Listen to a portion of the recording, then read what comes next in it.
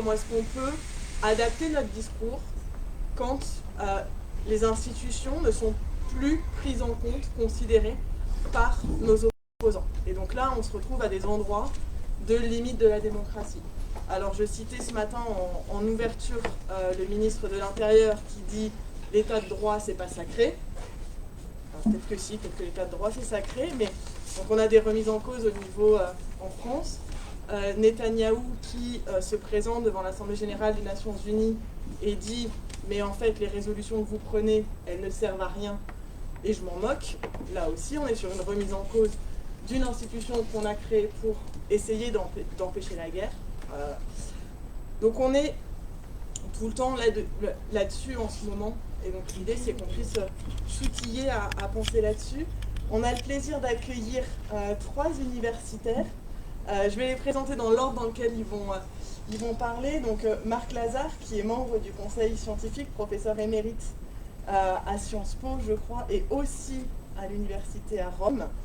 Donc il connaît aussi bien l'Italie, qui est quand même souvent un laboratoire politique intéressant, et on sait qu'en Italie, on a quand même un pouvoir fasciste actuellement. Voilà, il faudra en discuter. Céline Spector, professeure de philosophie à l'université de la Sorbonne. Je ne sais pas si je cite bien la Sorbonne. En fait, il faut dire à Sorbonne University. Ah, pardon, à Sorbonne, c'est comme en anglais maintenant, à Sorbonne University. Voilà, spécialiste de la philosophie des Lumières, et qui, à ce titre-là aussi, vous avez beaucoup réfléchi sur le fédéralisme et sur ce qui fait le vivre ensemble. Donc c'est à ce titre-là que vous allez aussi pouvoir nous parler du souverainisme et de ses conséquences sur l'Europe. Monique Chemillier-Gendreau, je suis ravie de vous revoir. Vous avez fait intervenir il y a quelques années dans un colloque sur la démocratie mondiale. On était dans le centre de Paris, à Breguet-Sabin. Sur des sujets, en fait, vous travaillez beaucoup sur la question du droit international, de la Cour internationale de justice. Je vous rappelle que la Cour internationale de justice a été créée aussi parce que des gens comme nous, fédéralistes, se sont mobilisés pour obtenir la création de cette Cour internationale de justice. Et donc vous nous parlerez aussi de la perspective internationale, mondiale, sur cette question du droit, puisque comme vous le savez, chez nous, on pense le fédéralisme à tous les étages, du local à l'ensemble du monde. Et certains diraient intergalactique.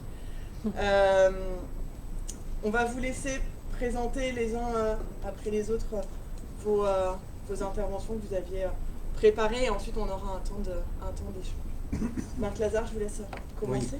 Oui, merci beaucoup. La moue que j'ai faite quand vous avez évoqué Mélanie fasciste,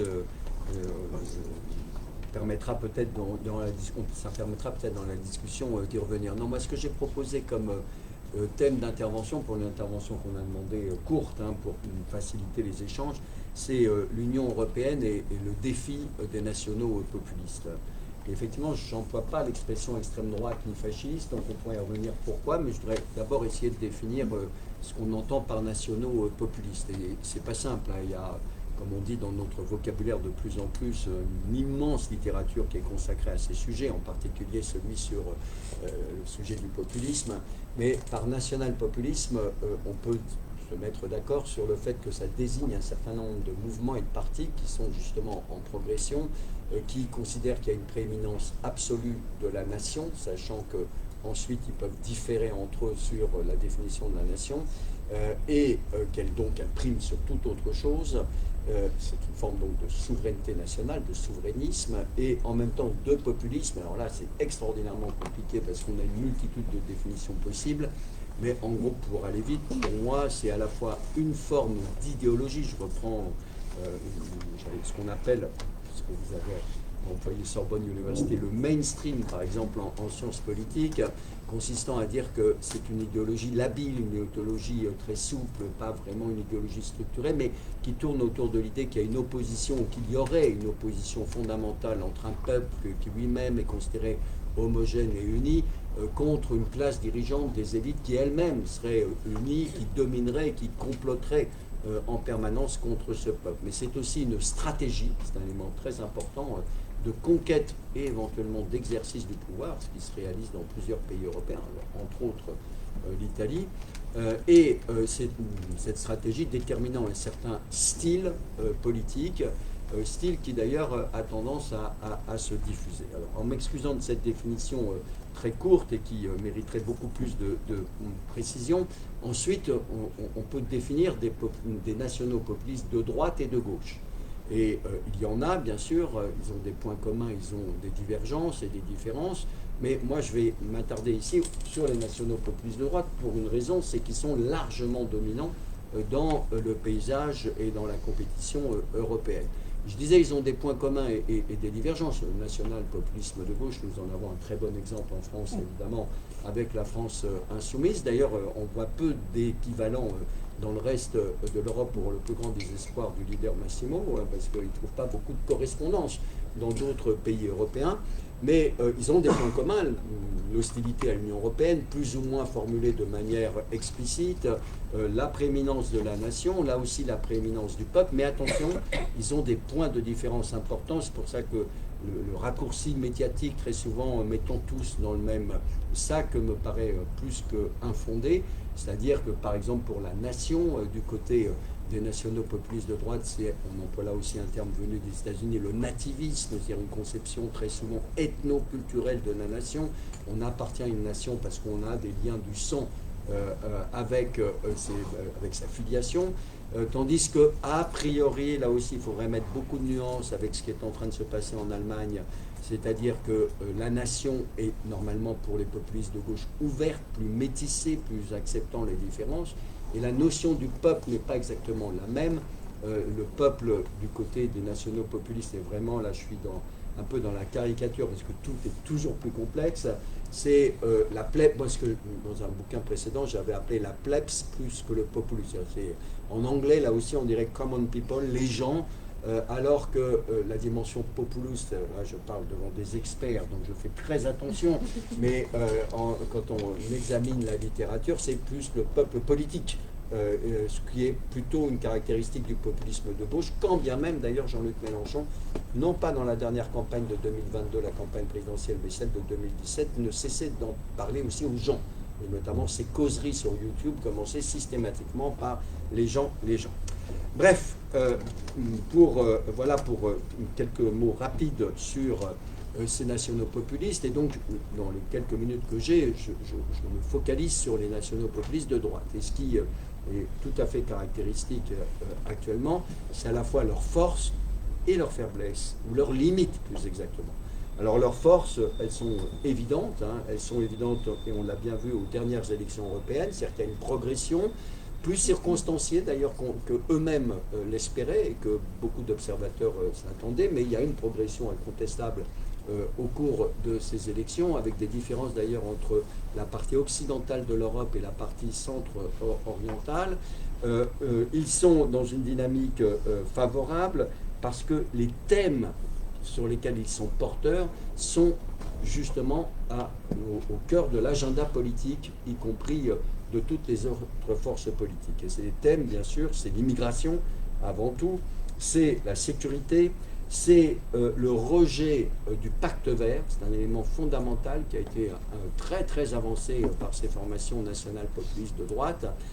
Et le dernier point, bien sûr, c'est la critique permanente de l'Union européenne, avec une différence historique par rapport à leur position antérieure, c'est-à-dire qu'aujourd'hui, comme vous le savez, plus aucun de ces nationaux populistes de droite veut faire un Ital-exit, un Frexit, ce qu'ils disaient au moment du Brexit, mais ils se disent en faveur, ils se présentent comme favorables à l'Union européenne. Et par rapport à ce que vous disiez sur la démocratie, aussi l'autre changement, moi je suis en train d'écrire un livre sur l'histoire du populisme en France, c'est un élément de différence très important.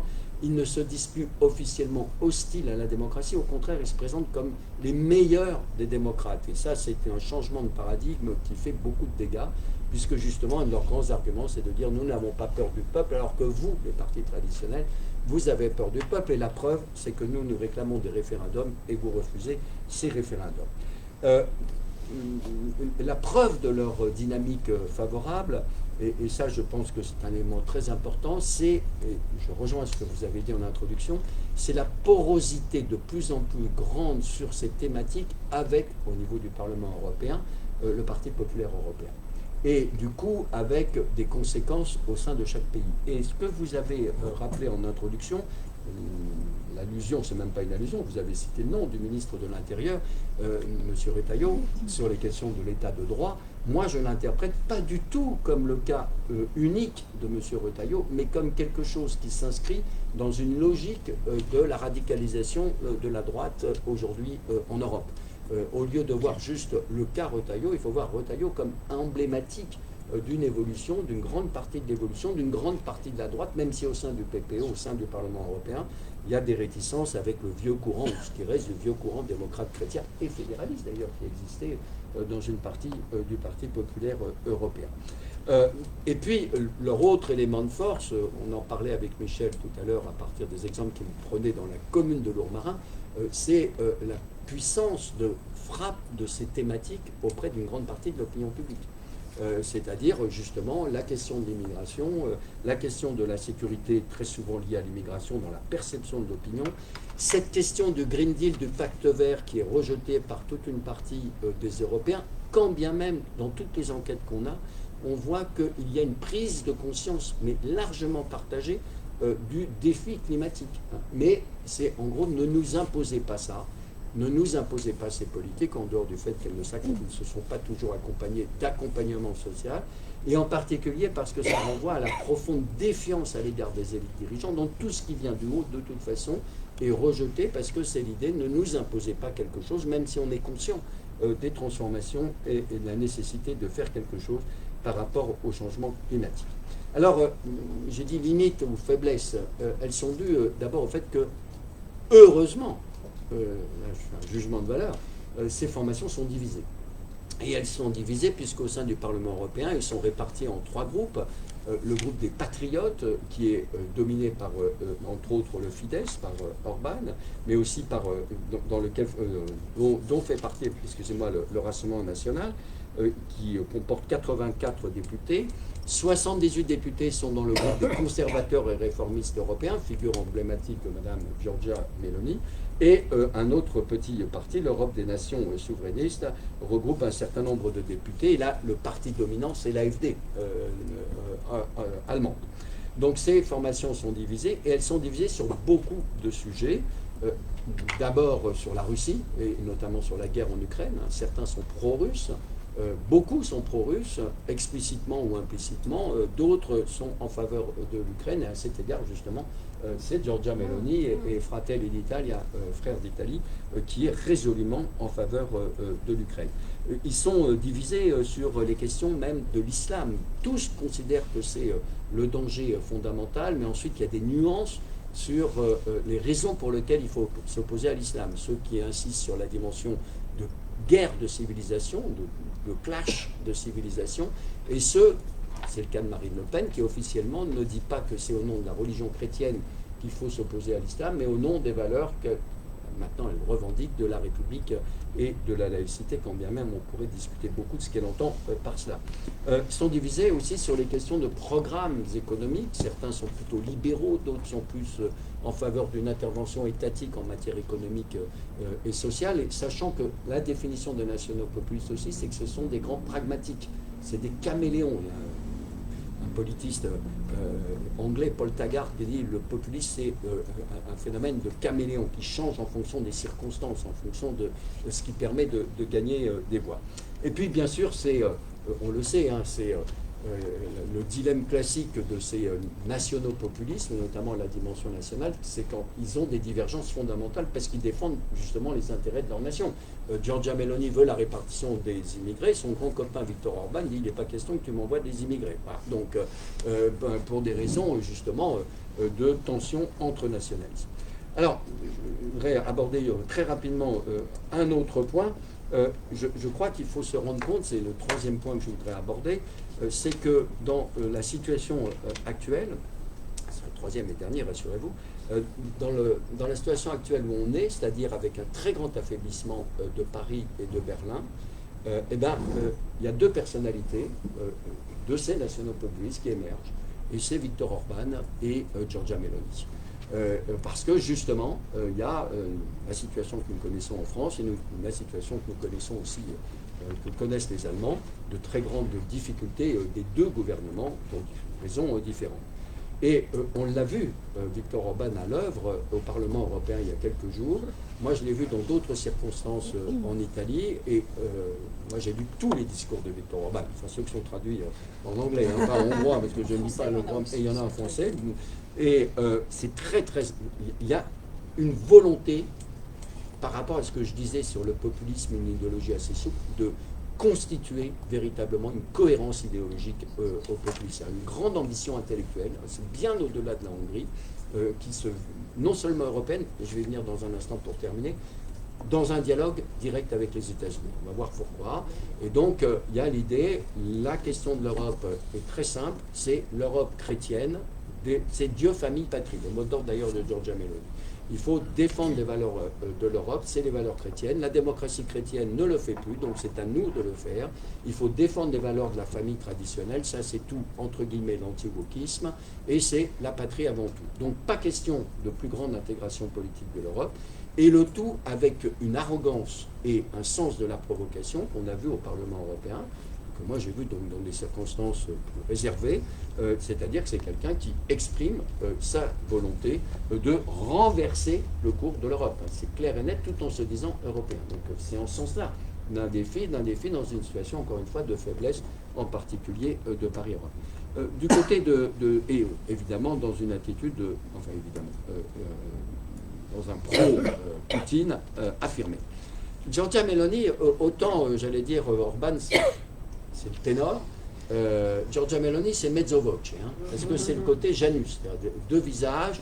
D'un côté, celui, mais non, je suis une grande européenne maintenant, et de l'autre côté, la réalité de sa formation, de son parcours, qui est parti du fascisme, ça c'est incontestable, enfin du néo-fascisme, pas exactement la même chose, mais qui se veut, que moi je qualifie non plus d'extrême droite, alors je sais que c'est un sujet de très vif de débat, mais de droite radicale, on pourra y revenir si ça vous intéresse. Et à cet égard, elle est dans une position où elle veut apparaître effectivement dans une phase de négociation, en particulier avec la présidente de la Commission européenne pour laquelle elle n'a pas voté, mais pour des raisons essentiellement de politique intérieure italienne. Et en même temps, elle poursuit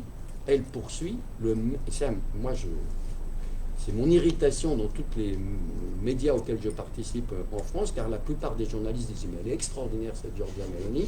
Elle n'a pas changé d'un iota. Je peux vous assurer que je la suis, si j'ose dire, depuis pas mal de temps, que j'ai lu son autobiographie, que j'ai lu ses textes.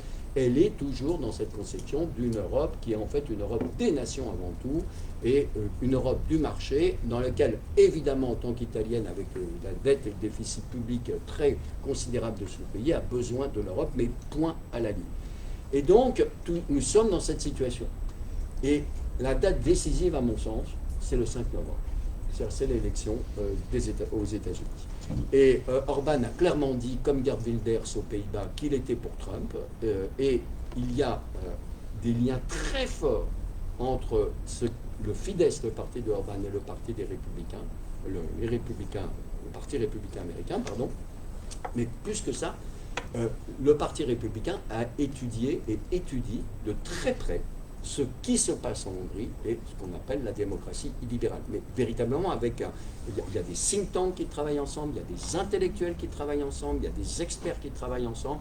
Il y a un très bon papier qui est sorti hier dans European Council for Foreign Relations, un excellent, je le dis en anglais parce que le papier est en anglais, il est excellent, où il montre tout ce qui se passe en Hongrie. Bon, pour ceux qui connaissent, ils n'apprennent pas grand-chose, mais là où j'ai appris, c'est que le Parti républicain américain observe ça très près, que Trump a plusieurs fois dit, ce type-là, this guy, c'est un formidable leader et c'est très fort. Bon, moi je pensais que c'était les formules de Trump, mais ça va bien au-delà.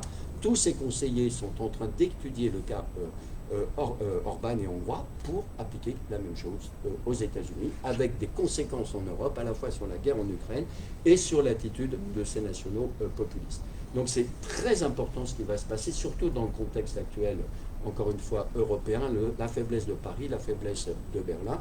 Quant à Giorgia Meloni, je termine vraiment là-dessus, très prudente, puisqu'elle était grande amie de Trump. Aujourd'hui, elle était très bien vue par l'administration Biden, mais elle ne s'est pas du tout prononcée en faveur de un ou l'autre des candidats américains, mais elle a un rapport extraordinairement étroit. Avec qui? Avec Elon Musk. Mais un rapport très très fort, très très important. Or, comme vous savez, Elon Musk maintenant est engagé dans cette campagne. C'est d'ailleurs, et je termine là-dessus, une des grandes transformations de la politique américaine en cas de victoire de Trump, qui aura des conséquences aussi, parce que ça donnera des idées à des personnages plus ou moins équivalents en Europe pour entrer en politique. Voilà, ce que je voulais vous présenter, et pour conclure, c'est vraiment un immense défi actuellement de ces nationaux populistes. Et je pense que l'idée au Parlement européen, finalement, on a une majorité PPE, Parti socialiste, Vert, ce qui reste de Renew, a permis de, en fait, de quelque sorte, de barrer la route à ces nationaux populistes, ne prend pas en considération les dynamiques que j'ai essayé d'indiquer. Très bien, merci beaucoup.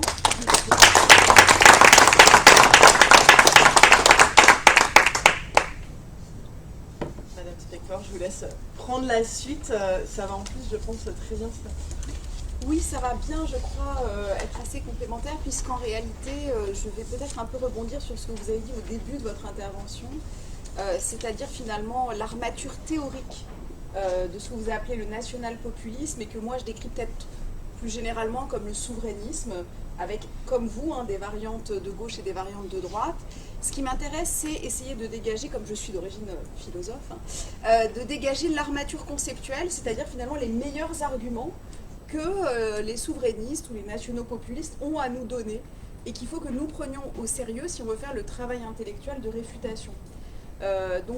Voilà, moi c'est ça qui m'intéresse, c'est essayer de dire quels sont les meilleurs arguments qu'on peut avoir quand on est souverainiste et pas du tout, comme la plupart des gens j'imagine dans cette salle, fédéraliste, et se demander comment est-ce qu'effectivement on pourrait montrer que ce sont éventuellement des sophismes ou des paralogismes. Et donc je vais essayer d'en dégager 6 arguments. Et puis après, je dirais, charge à nous tous d'essayer d'affûter les armes pour essayer de les réfuter. Donc le premier argument, et je le pense extrêmement fort, j'y reviendrai tout à l'heure, c'est un argument sur la démocratie et sur la bonne échelle de la démocratie. Et donc c'est un argument qui tend à nous dire finalement, une vraie démocratie ne peut pas avoir lieu à l'échelle d'un continent de la taille, en fait, alors, du continent européen, avec les diverses frontières qu'on lui donne, est-ce qu'on inclut les Balkans ou pas? Bon, à la limite, en tout cas, c'est déjà un continent, 450 millions, effectivement, aujourd'hui d'habitants. Donc, voilà. La question de l'échelle, c'est-à-dire, finalement, la démocratie, elle est née dans l'État-nation, chez les peuples modernes, les révolutions démocratiques. Bon, l'Amérique, à l'époque, c'était quand même les 13 colonies, c'était pas encore, justement, tout le continent. La Révolution française... On pourrait parler aussi de la révolution polono-lituanienne, enfin il y a toute une série de révolutions intéressantes. Elles ont eu lieu à l'échelle des États-nations, et donc la question sur laquelle je reviendrai tout à l'heure, c'est est-ce qu'on peut faire sortir la démocratie de l'État-nation? Et les souverainistes nous disent que non, que c'est une illusion, et que dès lors qu'on monte en gamme, si j'ose dire, on monte en échelle, on arrive à une technocratie plus ou moins bureaucratique, mais en tout cas quelque chose qui tue la démocratie. Le deuxième argument que je voudrais évoquer, c'est un argument relatif au concept même de fédération.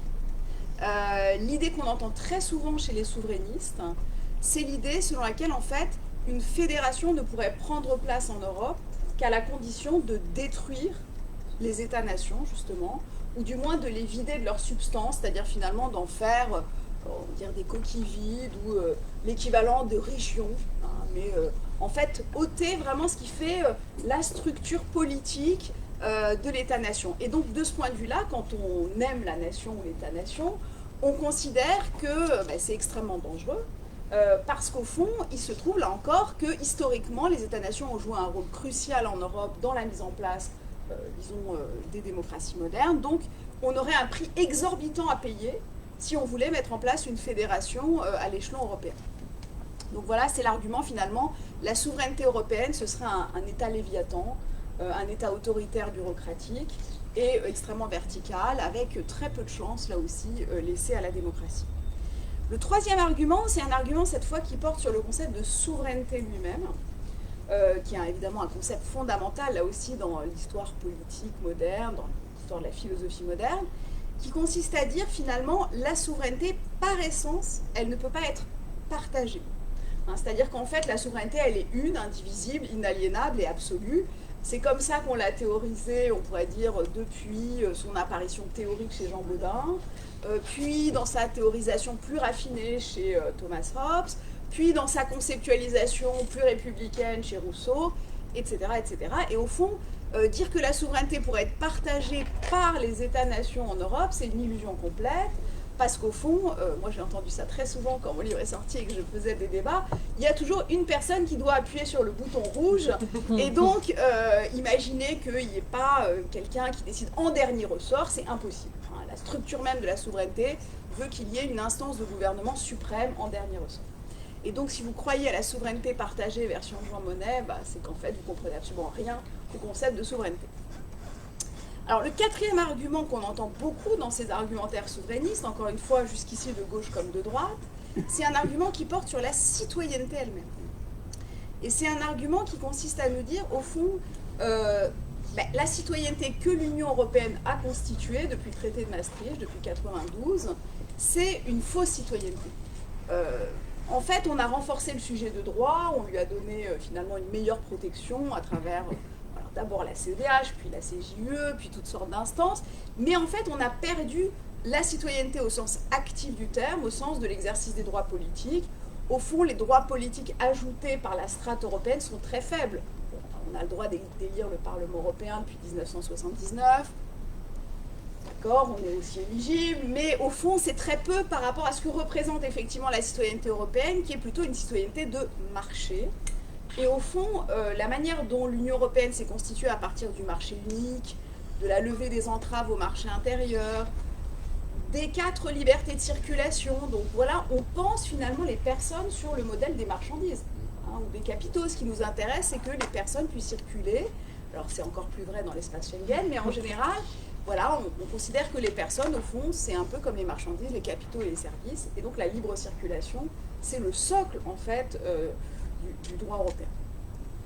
Donc voilà, 4e argument sur la citoyenneté. Le 5e argument, c'est un argument sur le peuple lui-même. Et ça rejoint un peu ce que vous nous avez dit. Le peuple européen est introuvable. Il n'y a pas de démos européen, donc c'est la thèse du no-démos. Et puisqu'il n'y a pas de démos européen, il ne peut pas y avoir de démocratie européenne.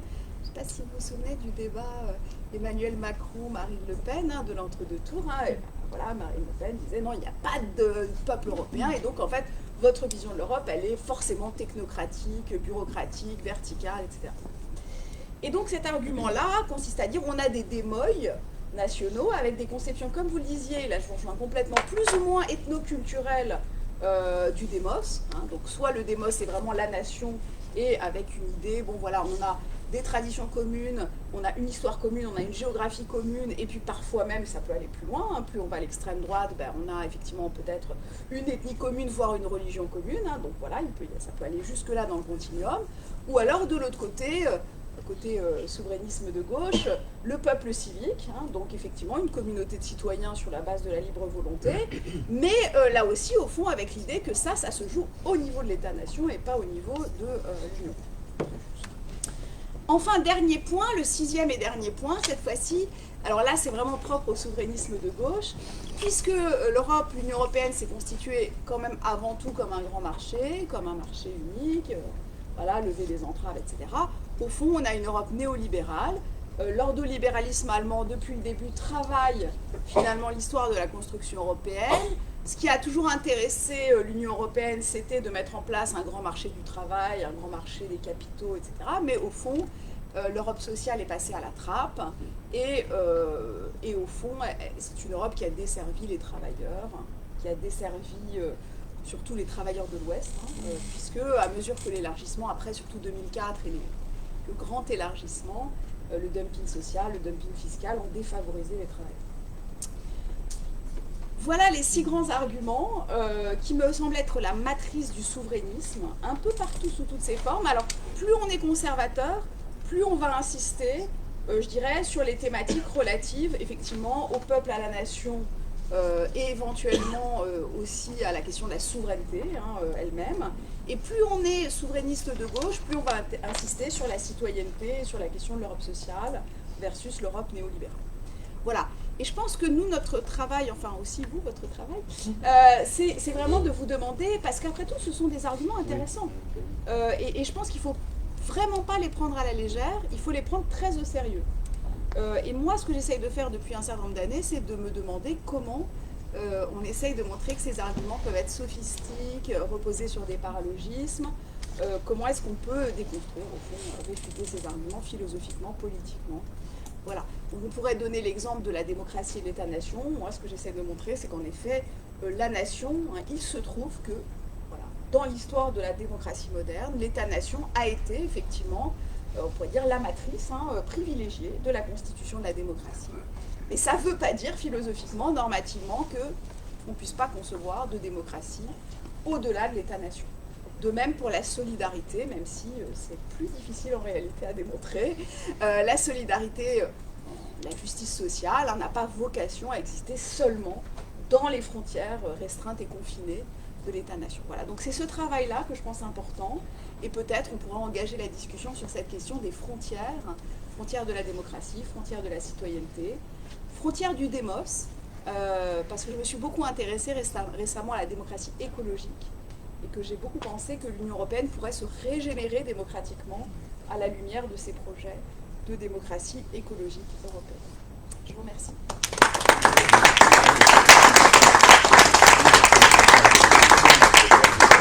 Bien sûr. Absolument. Très bien. C'est super, ils engagent déjà la conversation. C'est super. Madame Chemillier-Gendreau, on va s'élever un petit peu sur la question du droit international qui a été bien malmené ces dernières années. Quelle place pour le droit international aujourd'hui? Oui, alors, moi je vais apporter un discours un peu différent parce que je viens d'une autre discipline et que dans ma discipline, les concepts ne sont pas tout à fait équivalents. Le même mot ne recouvre pas le même concept forcément en droit ou en philosophie ou en politique. Donc je vais vous parler, puisque c'est ça qu'on m'a demandé de faire, de l'échec du droit international à devenir universel et les raisons de cet échec. Alors, c'est un sophisme que de dire que le monde d'aujourd'hui est devenu un village par la puissance des communications et du commerce, mais il ne dispose pas, ça c'est un fait, d'un droit commun à l'application effective. Parce que le droit international a été élaboré au XXe siècle, récemment, et les institutions qui ont été alors mises en place doivent aujourd'hui être considérées comme un échec. Il y a peut-être encore des gens qui s'illusionnent et qui font semblant d'en parler sérieusement, mais justement, si on veut en parler sérieusement, l'échec est là. Ni le droit de la paix, découlant de la Charte des Nations Unies, ni le droit humanitaire en cas de conflit armé résultant des conventions de Genève de 1949 et de d'autres textes complémentaires ne sont respectés. La Déclaration universelle des droits de l'homme, les pactes internationaux, les grandes conventions contre le génocide, contre la torture, contre l'apartheid, sont bafoués dans une contestation de plus en plus ouverte de l'universalisme. Alors je vais analyser cette désaffection pour le droit international en distinguant les différentes formes qu'elle prend, et puis je montrerai comment cette désaffection a son origine dans une contradiction, une aporie interne au système international. Et puis en conclusion, nous nous interrogerons sur les possibilités d'en sortir, et là je rejoindrai la pensée fédéraliste qui est au cœur de votre travail. Alors la désaffection, elle est aujourd'hui générale, mais il faut distinguer deux choses, la désaffection revendiquée et celle qui s'opère clandestinement. Alors la désaffection revendiquée, elle vient de cette partie du monde qui n'a pas contribué à l'élaboration des normes qui sont aujourd'hui contestées. Et là, je renvoie aux travaux de notre collègue Laurence Burgog-Larsen de Paris 1. Et notamment, elle a fait une conférence en 2023 à Aix-en-Provence qu'on trouve sur Internet où elle analyse de manière très détaillée comment l'universalisme des droits de l'homme est aujourd'hui rejeté par un nombre grandissant de sociétés. Alors il s'agit, je vais aller très vite là puisque je renvoie à cette conférence, il s'agit des sociétés asiatiques qui développent des valeurs communautaires autour d'une profonde déférence à l'autorité, et cela au mépris de la liberté individuelle. Dans d'autres sociétés, notamment les sociétés musulmanes, les droits et libertés sont dictés par les préceptes de la religion, mais vous avez aussi, par exemple, l'Église orthodoxe qui a fait adopter en 2006 une déclaration des droits et de la dignité de l'homme qui se pose en alternative à la Déclaration universelle. Et puis il y a la contestation de l'universalisme du droit international de la part de groupes et de mouvements situés en Occident. C'est le cas notamment, mais pas encore, je viendrai après au gouvernement. C'est le cas notamment des populations d'origine musulmane venues par les flux migratoires post-coloniaux. Profondément religieuses, ces populations rejettent la sécularisation des sociétés où elles se trouvent.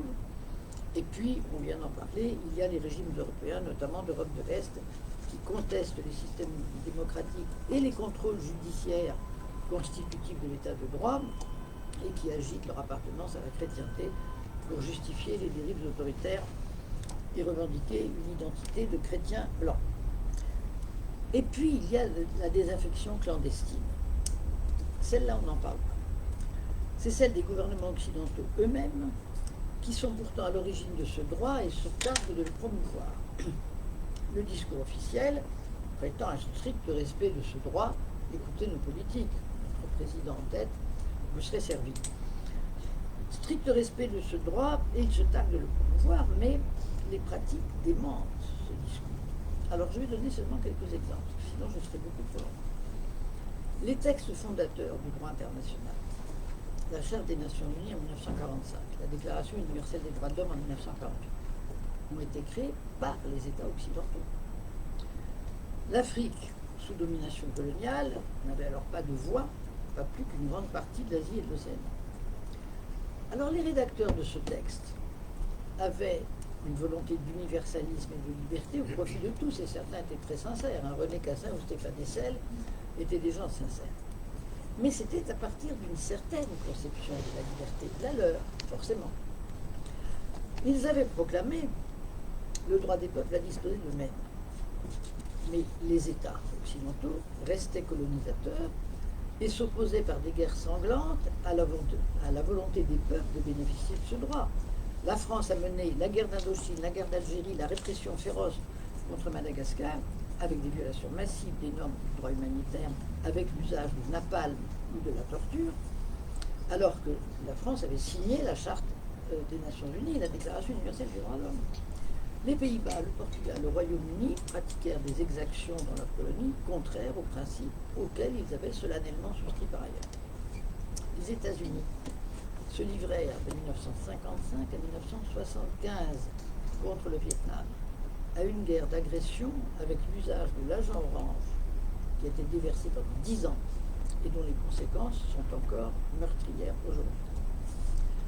Et les deux guerres menées contre l'Irak l'ont été en violation flagrante du droit international, y compris l'interdiction de la torture, laquelle a été pratiquée, notamment dans la tristement célèbre prison de Bougraine. Quant à Israël,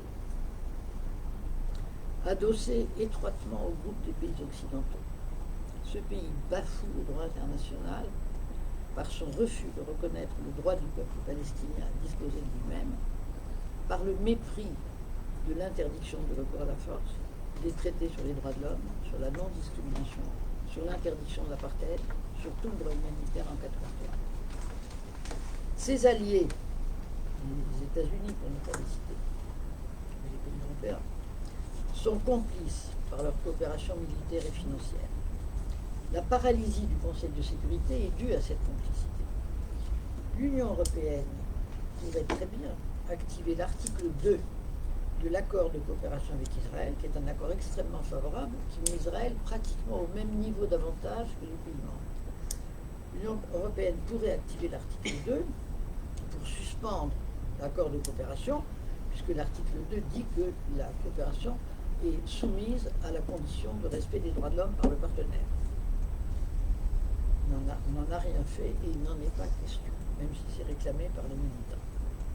Et les deux avis consultatifs rendu par la Cour internationale de justice sur la question de la Palestine, l'un en 2004 à propos du mur construit par Israël et l'autre plus récemment, février 2024, sur l'ensemble de la question, condamnent en termes clairs les politiques d'Israël dans le détail et sont restés lettres mortes. Alors j'ajoute encore que les États-Unis et la France ne reconnaissent pas la juridiction de la Cour internationale de justice. Je ne sais pas si vous le savez, beaucoup de gens dans les élites françaises ne le savent pas. Et ces pays se dérobent donc de cette manière à l'application du droit international à leur encontre. De même que la France a refusé d'adhérer à la Convention des Nations Unies sur le droit des traités, qui est une sorte de code de procédure des traités. Son argument, c'est qu'elle n'accepte pas la catégorie qu'on appelle du jus cogens, nous parlons latin chez les juristes, c'est-à-dire du droit impératif général. Et pourtant, considérer qu'il y a des principes intangibles, ceux précisément du droit impératif général, auxquels on ne peut pas déroger même par traité. Cela va dans le sens d'une consolidation du droit international. Eh bien, la France ne veut pas de cette catégorie. Les États-Unis n'ont adhéré ni à la Convention sur le droit de la mer en 1989, ni à la Convention sur les droits de l'enfant en 1989, ni au traité d'interdiction des mines antipersonnelles 1997, ni au statut de Rome relatif à la Cour pénale internationale 1998. Je n'ai pris là que les exemples les plus importants. Les mêmes États-Unis ont refusé de s'incliner devant la décision de la Cour internationale de justice qui les condamnait contre le Nicaragua en 1986. Et plus récemment, en 2004, devant la décision toujours de la Cour internationale de justice qui leur imposait, à propos de leur peine de mort, de ne pas exécuter des ressortissants étrangers qui n'avaient pas bénéficié de leurs droits consulaires.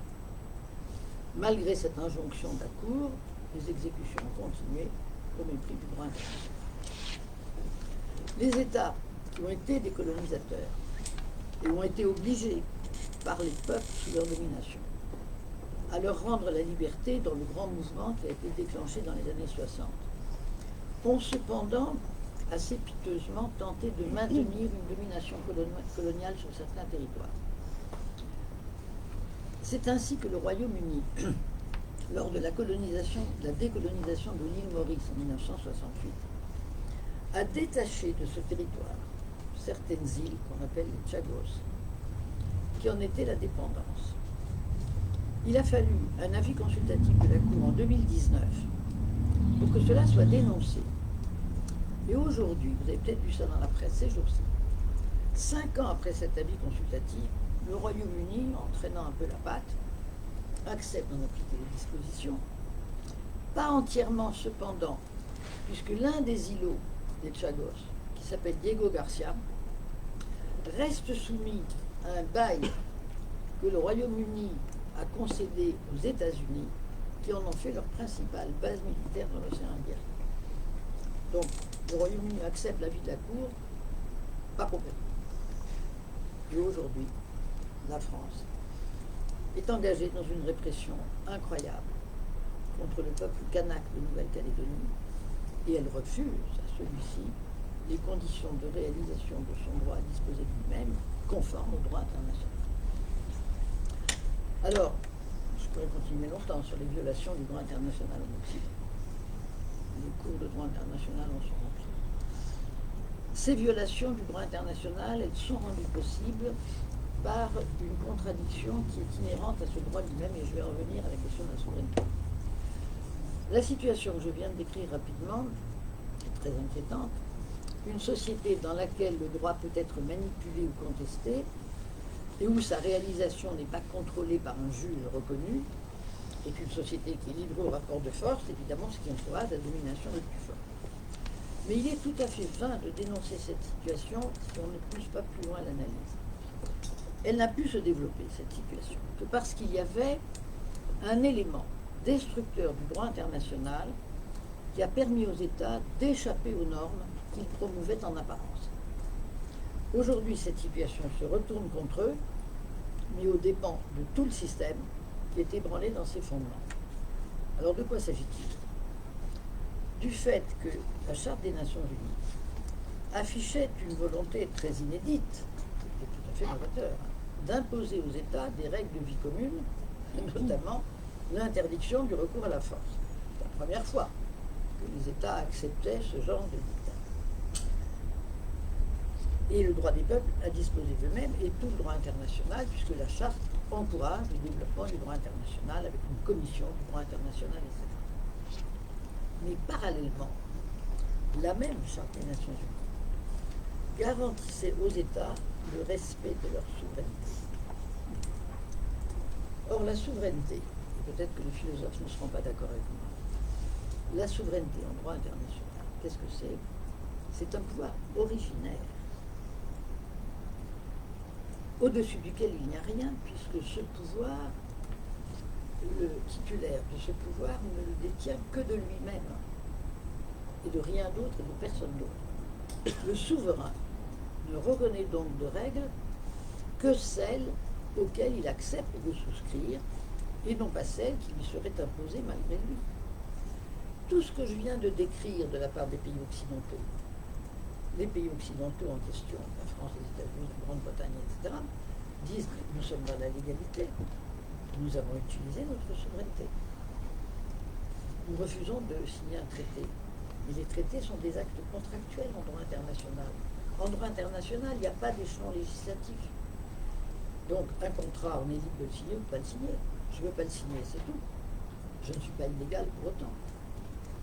Alors, la charte, en garantissant cette souveraineté, a mis le verre dans le fruit. Garantir les souverainetés, c'était admettre que les États souverains puissent se soustraire à l'application du droit international. Le projet d'un droit international efficace, appliqué, éventuellement sanctionné, n'est pas réalisable sans une mise en cause de souveraineté. Dès la création de la Société des Nations, en 1918, Georges Sell, professeur de droit international, a consacré tout son travail à mettre en lumière cette contradiction. Et aujourd'hui, je m'inscris dans cette tradition, et dans le même isolement qu'était Georges Sell. Et je viens de publier un petit livre dans une collection de chez Dalloz, qui s'appelle En finir avec la souveraineté. C'est une collection dans laquelle on reprend un texte d'un auteur ancien et on le commente. J'ai repris les textes de Georges Sell, sa critique de la souveraineté, et je les ai commentés, parce que moi, ma critique de la souveraineté n'est pas exactement sur les mêmes fondements que la sienne, mais je le retrouve sur la constatation qu'il ne peut pas y avoir de développement du droit international si on maintient les souverainetés. Alors, les États occidentaux, auteurs de la charte, étaient soucieux qu'il n'y ait plus entre eux, parmi le cercle que formaient ces pays dits avancés, de possibilités de domination. Parce qu'on avait vu à quoi ça avait mené, on avait eu les différentes guerres du XIXe siècle et puis la Première Guerre mondiale. Cette préoccupation d'empêcher la domination parmi ce cercle de pays, elle est très ancienne. Elle avait déjà été l'objet des traités de Westphalie qui avaient mis fin à la guerre de 30 ans, en 1648. Ça avait été l'objet du congrès de Vienne après les guerres napoléoniennes, etc. Et puis les prétentions hégémoniques de l'Allemagne au XIXe puis au XXe siècle avaient montré qu'un engagement politique n'était pas suffisant pour empêcher la domination. Et donc qu'il fallait des mécanismes juridiques adaptés. C'est là qu'on est passé à cette innovation inouïe de la Charte des Nations Unies, l'interdiction du recours à la force. Personne ne pouvait tenter d'aller dominer les autres en violant sa liberté, son territoire, etc. C'est le principe cardinal de la Charte des Nations Unies. Mais les États qui ont eu l'initiative de cette avancée dans l'édification d'un monde soumis au droit, on aurait pu qualifier alors de monde démocratique, n'ont pas été sincères. Ils ont utilisé leur souveraineté pour consolider des positions de domination. La preuve en est que le colonialisme n'a pas été banni par la Charte.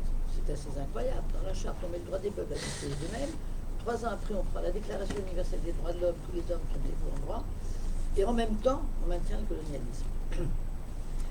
Donc, le colonialisme n'a été banni que plus tard, et sous l'effet des luttes de libération nationale des peuples dominés. Sinon, il n'y aurait pas eu de bannissement du colonialisme. Et durant la guerre d'Algérie, la France s'opposa à ce que les Nations Unies mettent cette guerre en débat, en s'abritant derrière le fait qu'à ses yeux, il s'agissait là d'une question relevant exclusivement de sa compétence nationale. Ce sont des départements français, disait-elle, vous n'avez pas à vous en mêler. Alors, les peuples asservis se sont emparés de la charte comme d'une arme de libération. Et à partir du principe du droit des peuples à disposer d'eux-mêmes, ils en ont appelé au droit international pour se libérer. Mais la contradiction entre ce droit international et la souveraineté des États n'était pas dépassée pour autant. Pourquoi? Le seul débouché du droit des peuples à disposer d'eux-mêmes, aux yeux même des colonisés, c'était de devenir des États souverains comme l'étaient les colonisateurs. Parce que dans leur lutte, la place du colonisateur était la place enviable, et que donc il fallait investir cette place dans son argumentaire juridique. Et donc, allant plus loin, dans les années 70, ça a été des grands débats à l'Assemblée générale des Nations Unies, ils ont revendiqué la plénitude de la souveraineté en exigeant une souveraineté économique qui était la base à leurs yeux d'un nouvel ordre économique international, avec le droit de nationaliser, la souveraineté sur les ressources naturelles, etc. Cette idée de nouvel ordre économique s'est enlisée dans quelques discours à l'Assemblée générale des Nations Unies. Évidemment, les pays dits développés se sont bien gardés de jamais traduire cela en véritable règle de droit. Et à partir de là, devant cet échec, parce que l'idée de la souveraineté économique a été vécue comme un échec cruel par les pays du tiers-monde, à partir de là, ces pays nouveaux venus dans la communauté des États ont changé de tactique. Ils ont joué le jeu du marché mondial et ils se sont retranchés derrière leur souveraineté pour exercer à leur tour une domination sur leur propre peuple et pour s'engager dans une course à la domination dans l'espace international. La Chine en est évidemment l'exemple parfait. Les peuples de ces pays ont été libérés du colonialisme, mais soumis à des régimes autoritaires, presque tous, et parfois sanglants. Et dans la phase actuelle, ces sociétés poussent leurs économies dans la voie d'un productivisme accéléré, particulièrement en Asie. Mais alors le droit international est un obstacle, parce que le droit international, il prétend imposer des règles en matière de politique sociale, de politique environnementale, des règles techniques, qui sont autant de freins à la domination de ceux qui sont au pouvoir. Alors il leur est facile, à ces pays, de s'engouffrer dans la voie ouverte par ceux-là même qui avaient fondé le droit international, mais s'étaient réservés de ne pas l'appliquer, pour en faire autant. Et la différence essentielle est que ce refus de droit international n'est plus clandestin. Il est affiché, il est théorisé. Et le droit international est désormais discrédité dans ses fondements mêmes. L'idée d'universalisme est contestée. Et d'ailleurs, elle est contestée à la fois par des régimes autoritaires et on voit bien ce qu'ils veulent, c'est-à-dire leur propre pouvoir, mais elle est contestée aussi par des intellectuels du tiers-monde. Et donc, fortement concurrencée sur le plan technologique, industriel et commercial, l'Occident est dans une position très dégradée, il est déconsidéré dans ses valeurs pour les avoir lui-même trahies souvent. Alors, et ça sera ma conclusion, quelles sont les voies qui permettraient, est-ce qu'il y en a, de revenir vers un droit commun à la société mondiale dans son universalité? La question est vraiment difficile. Je crois qu'il faut d'abord se demander sur quelles valeurs communes ce droit pourrait être édifié. Est-ce qu'il y a des valeurs communes qu'on peut trouver avec l'ensemble des peuples de la Terre? Et ensuite, si on en trouve, on peut alors examiner à quelles conditions institutionnelles, conditions sociales, un tel projet pourrait être mis en œuvre. Alors je ne vais pas entrer ici dans les détails, on va le faire dans la discussion, je pense, sur la question des valeurs qui pourraient être communes à l'humanité dans son ensemble, mais je me bornerai à souligner que les valeurs véhiculées par l'Occident pour promouvoir un droit international universel ne sont pas à rejeter en elles-mêmes. En apparence, elles étaient porteuses de ce à quoi tous les humains aspirent, à savoir ne pas tomber sous la domination de soit de puissances étrangères, soit de régimes internes qui asservissent leur population. Un de mes collègues de Tunis, Iyad Ben Achour, un très bon constitutionnaliste, qui est très ferme sur cette question-là, en disant mais les valeurs, elles sont universelles. Le fond de l'explication des valeurs de droits de l'homme, c'est le refus de la souffrance.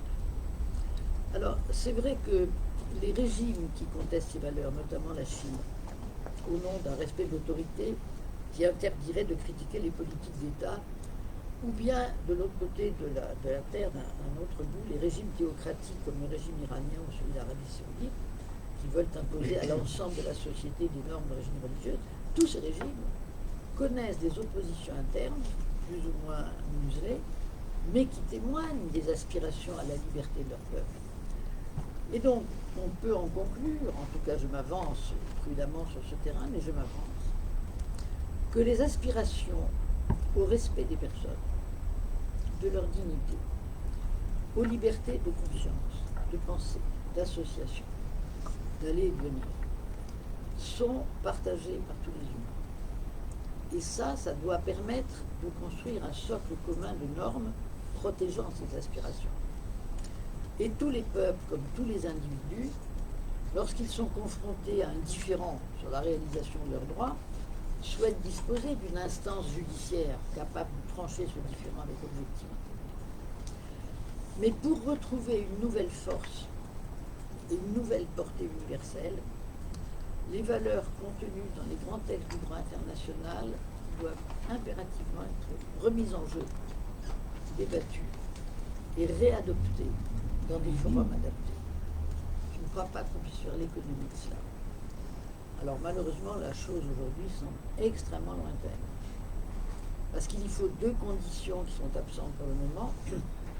Il faut un groupe impulseur disposé à ne pas représenter des intérêts particuliers et un groupe venant nécessairement d'ailleurs que de ces pays, les nôtres, qui ont perdu toute légitimité, ou les organisations internationales qui ont perdu toute légitimité. Et puis il faudrait une opinion publique mondiale qui pousserait dans ce sens. Alors ce renouveau du droit universel, ça c'est clair, ne pourra pas venir de l'intérieur du système actuel. Non seulement parce qu'il a perdu sa légitimité, mais parce qu'il est verrouillé, le système. Le principe de domination validé par la charte, avec le régime exorbitant accordé aux 5 membres permanents du Conseil de sécurité et leur droit de veto. Ce régime, il est garanti perpétuellement dans la charte. Membre permanent, ça veut dire membre éternel. Parce que toute réforme du système ne peut se faire, articles 108 et 109 de la charte, qu'avec l'accord des 5 membres permanents. C'est verrouillé, complètement verrouillé. Or, ce sont eux les principaux responsables de la perte de crédibilité du droit international par les incessantes violations que j'ai rappelées auxquelles ils se sont livrés. Alors, il faut affronter la difficulté, et pour tenter de construire autre chose, il faut nécessairement se situer en dehors du système actuel. Ce système est inamendable.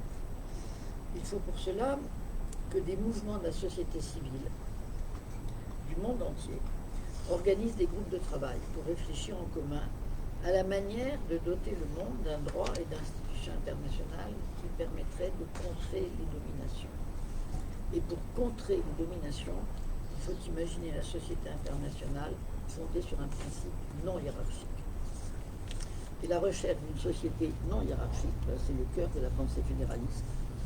Donc, et c'est là que je vous rejoins, il faut élargir la pensée fédéraliste afin que non seulement les sociétés nationales soient considérées comme des associations d'hommes libres, mais que la société mondiale soit organisée et garantie comme une association de peuples libres. Et les institutions dont cette société mondiale aura à se doter, parce qu'on ne peut pas se passer d'institutions, devront être imaginées de manière à entraver sincèrement toute tentative par l'un de ces peuples ou un groupe d'entre eux tendant à confisquer la place de l'universel au profit d'intérêts particuliers.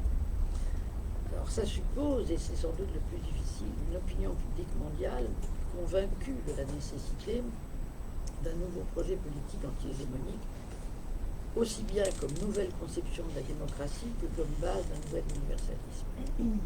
Alors, parler de cela, et après ce qu'a dit Marc Lazare tout à l'heure, évidemment ça apparaît comme totalement décalé par rapport aux réalités, tant des opinions publiques que des États. Les opinions publiques sont fragmentées, elles sont préoccupées d'abord d'intérêts particuliers, de plus en plus concentrées sur des intérêts particuliers. Et donc on le voit bien, il est déjà difficile à l'échelle nationale de construire des objectifs d'intérêt commun. Alors, pouvons-nous élaborer des mouvements d'idées prenant en charge le principe même d'une société mondiale soumise au droit? Ça semble vraiment aujourd'hui ce qu'on appelle une utopie. Mais je rappellerai que l'utopie, ça n'est pas ce dont on rêve comme étant quelque chose d'inaccessible. L'utopie, c'est simplement la pensée d'un monde d'ailleurs, un autre monde, qui n'est pas encore advenu. Et il tient à nous de le faire advenir. Alors ça suppose d'abord au moins de l'évoquer, ce que nous faisons ce soir. Et je pense que les événements vont servir d'accélérateur. Parce que les guerres en cours sans perspective de paix, et la guerre en Ukraine, comme la guerre à Gaza, comme la guerre au Soudan, comme la guerre en République démocratique du Congo, ces deux dernières, là on n'en parle pas, sont des guerres sans perspective de paix et sans procédure pour conduire à la paix. La multiplication des dérèglements humains, les violences, les trafics qui sont à nos portes maintenant, l'exploitation des plus faibles, évidemment tous les changements climatiques, tout cela est devant nous. Alors est-ce que nous allons laisser tout cela se développer au sein d'un système mondial qui est à bout de souffle et qui ne peut plus répondre, ou bien est-ce que nous allons savoir convaincre qu'il faut se mettre à l'ouvrage pour préparer une alternative véritablement universelle à ce qui a été essayé mais qui a échoué? Je crois que ne pas le faire, ça serait laisser advenir la catastrophe dans l'indifférence. Donc voilà ce que je vous propose. Et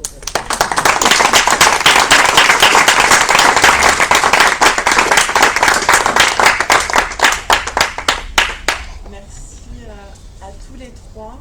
Est-ce que vous voulez prendre le temps de rebondir sur ce qu'ont dit vos collègues entre vous? J'ai entendu. On ouvre tout de suite.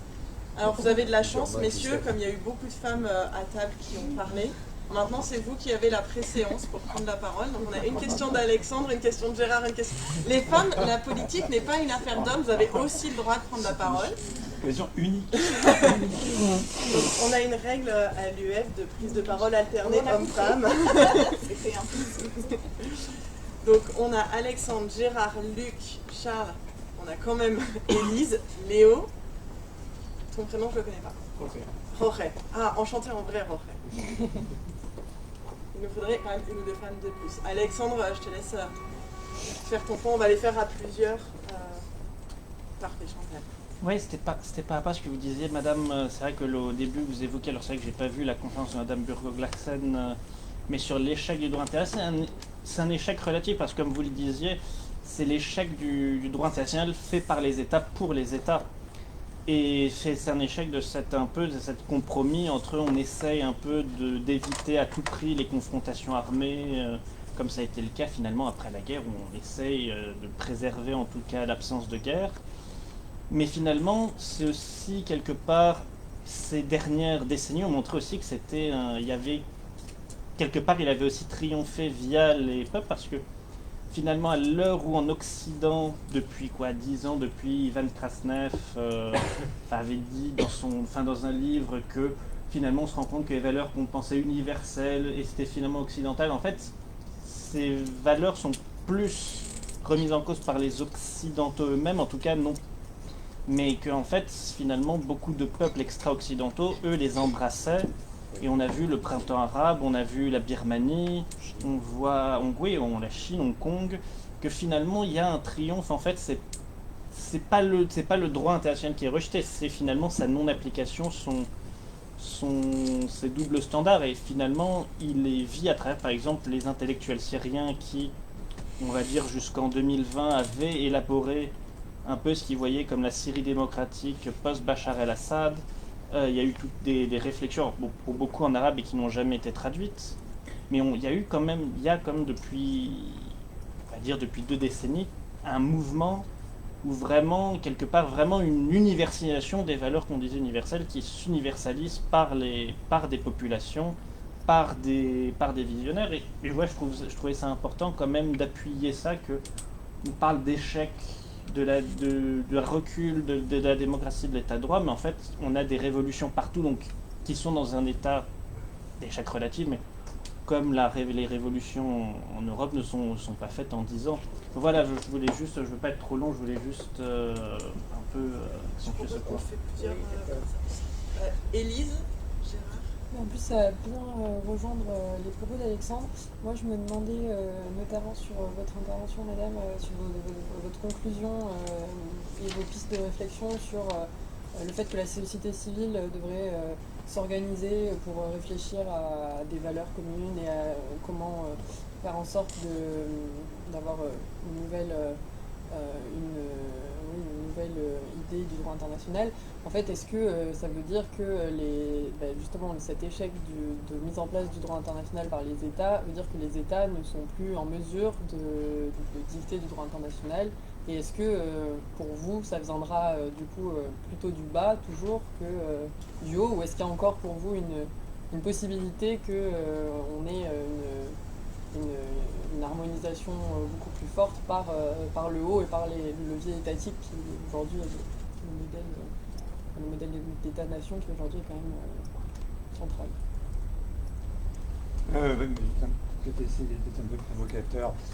Si le projet d'Orban, qui est une Europe blanche et chrétienne, qui est effectivement quelque chose de construit, bien construit intellectuellement, par malheur, arrivait à convaincre l'ensemble des opinions publiques européennes, est-ce que vraiment, dans ce cas-là, ça serait complètement incompatible, par exemple, avec une fédération européenne? Après tout, l'URSS avait une constitution fédérale. Donc, fédéralisme, oui, mais enfin, formellement. Donc là aussi, on peut concevoir une fédération européenne illibérale, exactement sur le modèle de l'URSS. Donc, effectivement, le point crucial, c'est peut-être pas le fédéralisme, mais c'est les valeurs portées par le fédéralisme. C'est ça qui compte. Et donc, si, comme on l'espère tous ici, ce sont les valeurs des Lumières qui l'emportent, est-ce que justement, l'Europe, malgré tout le poids de l'espoir qu'elle a, malgré tout le passé colonial, si elle fait sur elle-même un travail de mémoire, comme l'ont fait les Allemands après la guerre pour le nazisme, sachant qu'en général, les historiens sont d'accord pour dire que du côté des agressés, il faut à peu près 3 à 5 générations pour oublier l'agression. Par exemple, des études intéressantes sur la guerre de Vendée qui ont été faites sur ce sujet. Donc, dans 4-5 générations, peut-être une fédération européenne démocratique pourrait convaincre l'ensemble de la planète de les rejoindre. Qu'est-ce que vous en pensez? Peut-être Madame Chemillé-Gendreau, et puis après on remonte sur le pays. Alors, bon, beaucoup de choses à répondre. Les valeurs universelles, oui, mais je vous l'ai dit moi-même, on voit bien que ces valeurs, elles sont universelles. On le voit par, justement, ce que disent les opposants au régime qui ne les pratiquent pas. Sauf que ça, c'est dans l'infrapolitique, pour l'instant, puisque ce sont des oppositions et qu'elles échouent. En Birmanie, en Chine, ils n'ont pas beaucoup de droit à la parole. Donc, la question est de savoir si ça peut venir d'en bas ou d'en haut. Moi, je suis tout à fait formel, ça ne peut venir que d'en bas. En haut, ils sont discrédités, ils ne sont pas sincères. Regardez les instances des Nations Unies, le Comité des droits de l'homme. C'est une farce sinistre.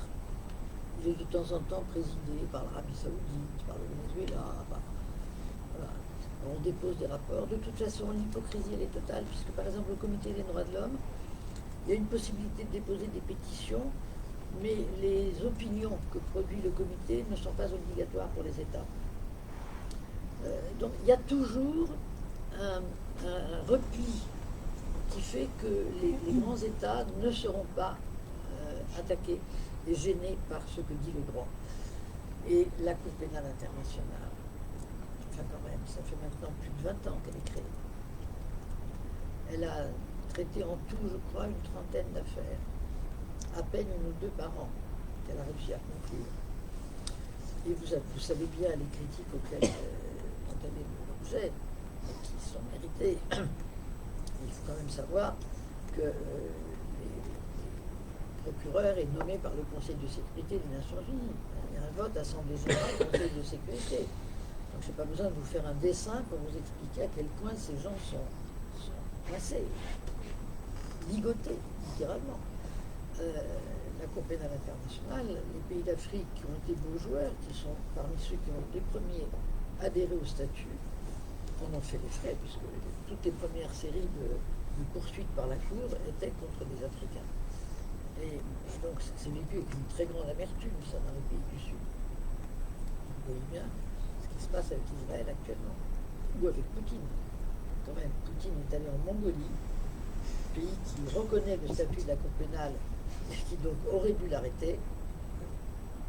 Il est allé tranquillement en Mongolie, il avait eu des assurances avant, on n'a pas le moindre doute sur sa sécurité en Mongolie. Voilà. Donc, c'est pas possible si vous voulez, c'est trop faux, que ça soit trop faux. Alors, fédération, moi je vais vous dire quelque chose qui me gêne beaucoup avec le mot fédération, c'est la dérive qui en a été faite en droit constitutionnel, où la fédération n'est qu'une forme de transposition de la souveraineté et des droits régaliens, qui était l'apanage des États membres, vers l'État qui regroupe les États fédérés. Moi, je suis très critique à l'égard de la souveraineté et très persuadé de la nécessité de mener cette critique. Parce que je pense, avec des gens très sérieux comme la Boétie, j'ai une bonne référence, que la souveraineté n'est pas compatible avec la démocratie. Et d'ailleurs, Hannah Arendt l'a écrit magnifiquement. Elle l'a écrit ça magnifiquement. Dans La condition de l'homme moderne, elle est très claire là-dessus. Mais la Boétie le disait à sa manière, à lui, magnifique, quand il disait que l'État, il critiquait le 1 de l'État. C'est-à-dire cette propension de l'État. Mais ça, c'est le facteur souveraineté qui fait ça. L'État souverain regroupe le 1, l'ensemble du peuple, en écrasant sa diversité, sa multiplicité, les contradictions internes, on écrase tout ça pour apparaître comme le 1 de l'État.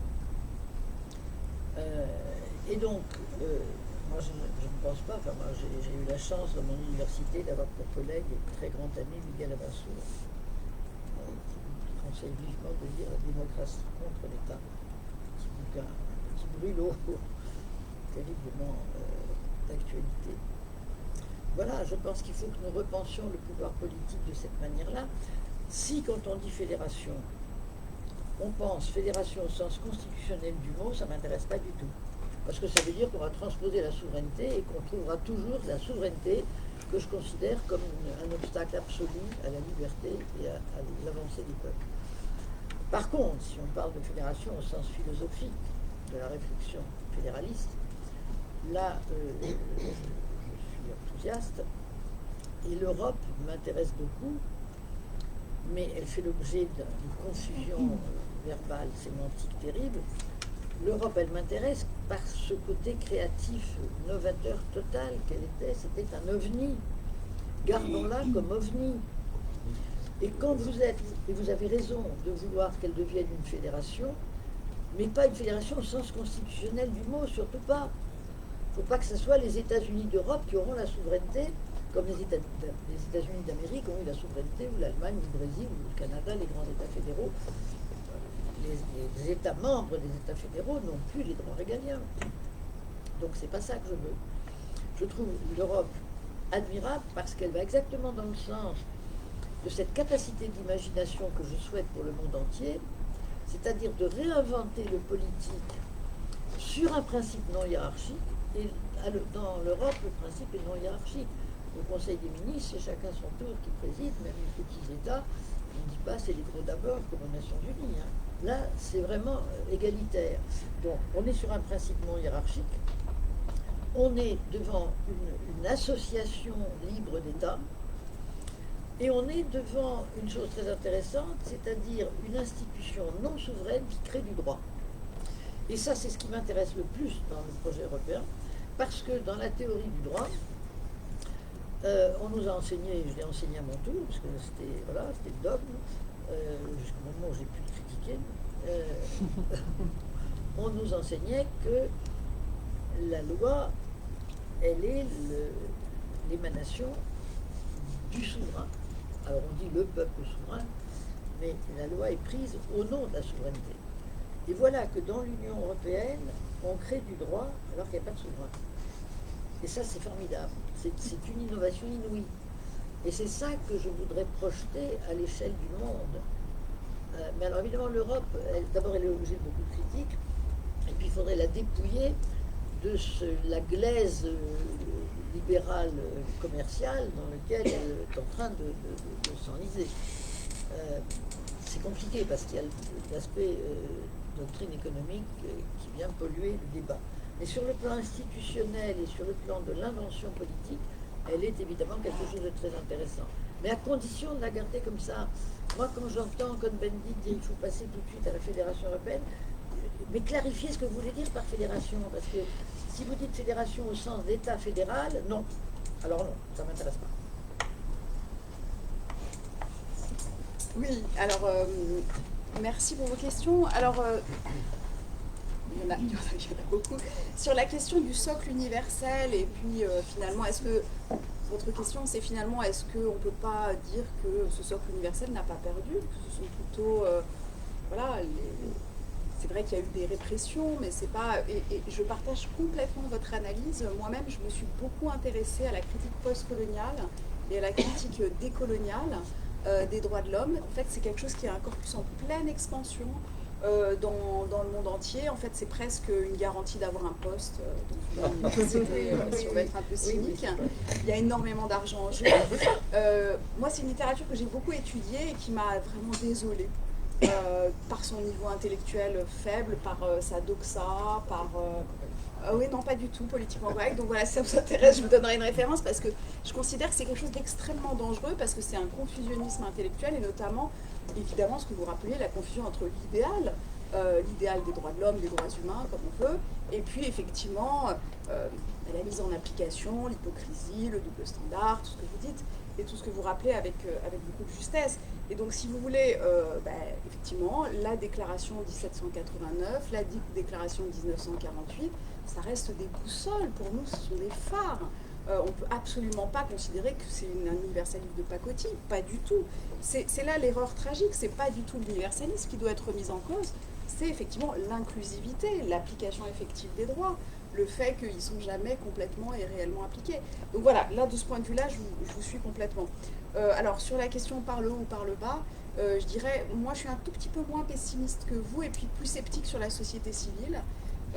J'ai en fait des réticences à croire que, voilà, ce qu'on a espéré dans la société civile mondiale, et c'est vrai qu'il y a eu ce grand moment dans les années 1980-90 où on a vraiment cru que la société civile mondiale allait changer la donne, jusqu'à Porto Alegre, etc. Les forums. Bon.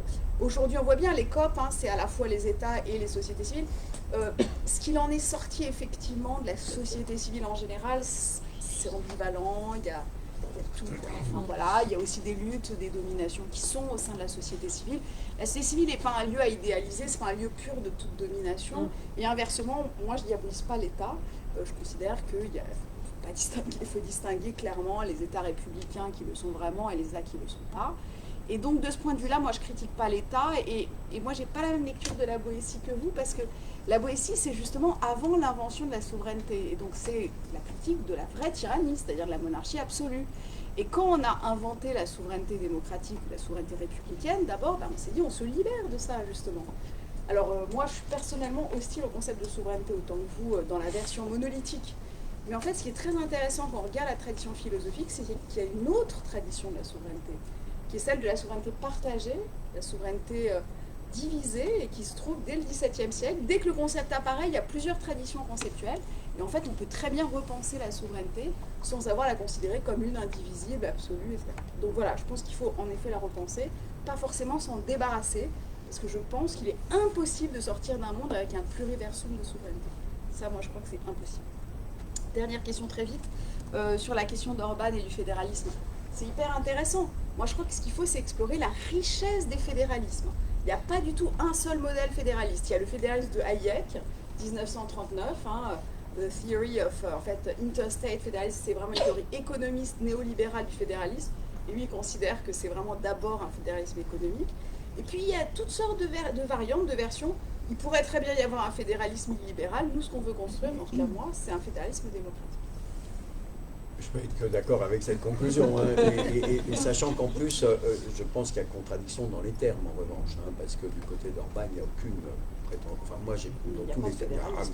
C'est absolument. Je veux dire, c'est la référence à la nation en permanence, encore une fois, sur le triptyque Dieu, famille, patrie.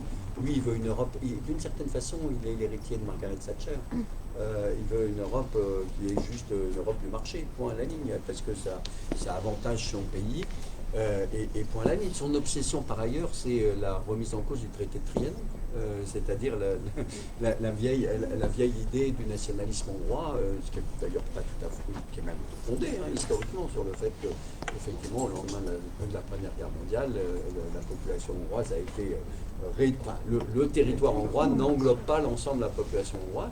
Il y a des tensions très fortes avec les Roumains, par exemple, actuellement entre la Hongrie et la Roumanie, en Transylvanie. C'est historique et ça continue.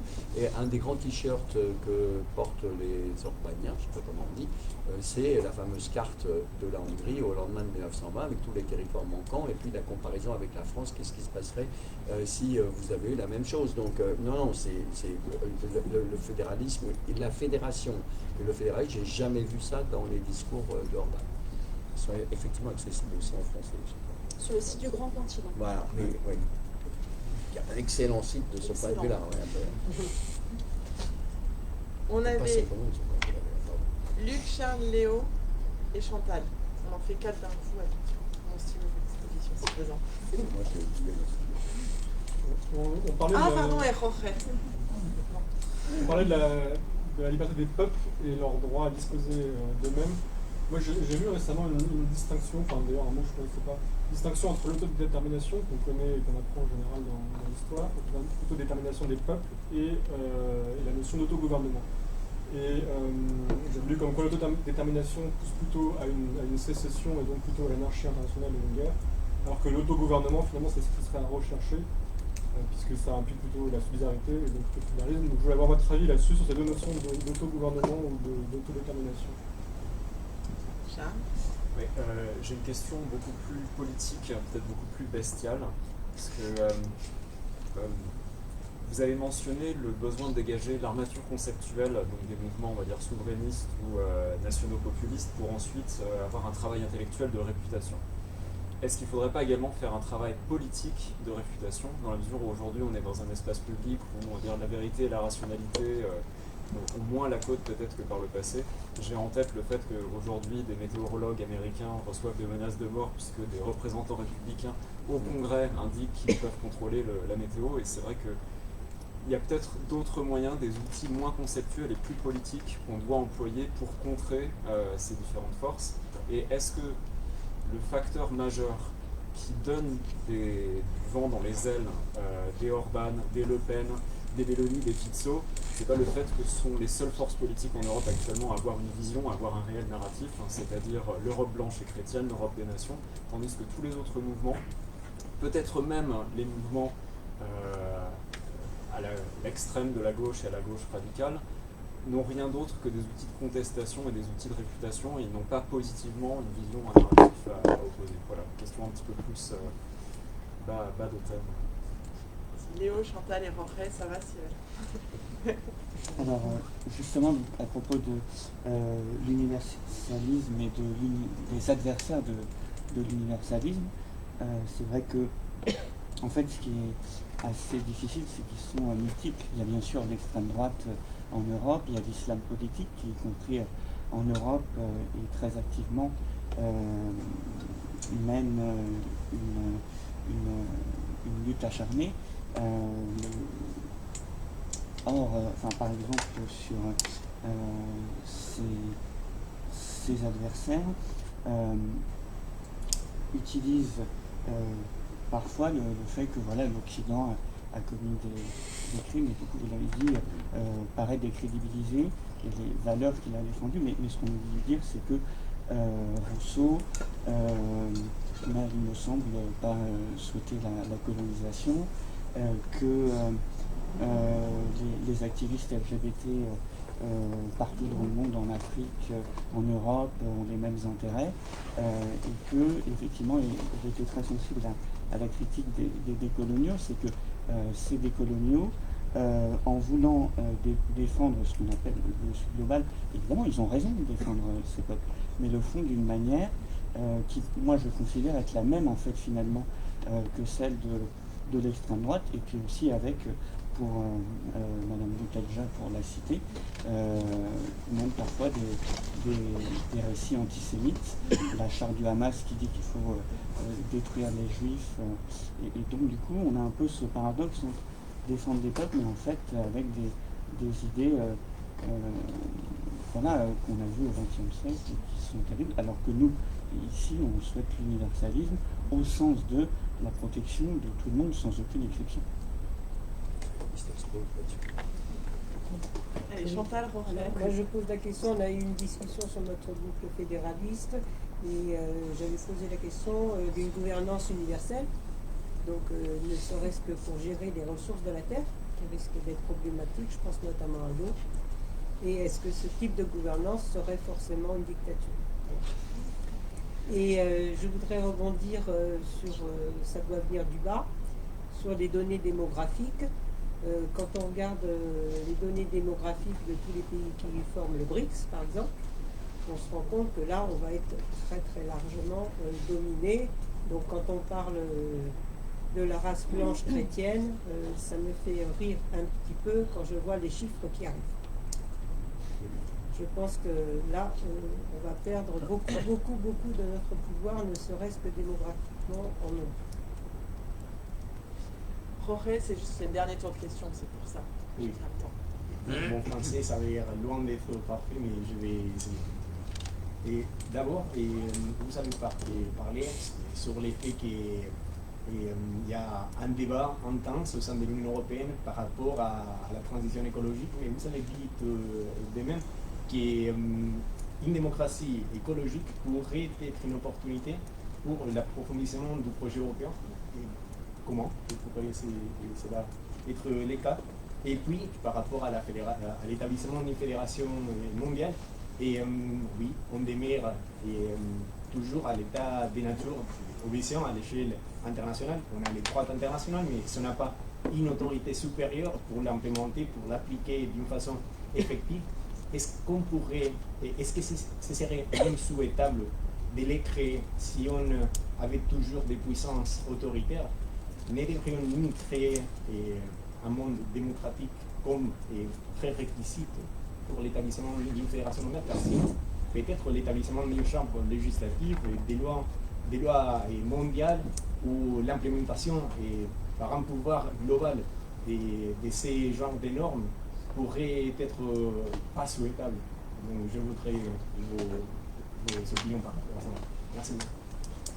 On repart dans le sens inverse, ça vous va? C'est moi. C'est vous qui moi, posez, je ça vais, vous va, hein. non, mais beaucoup de questions, je vais laisser mes collègues répondre, mais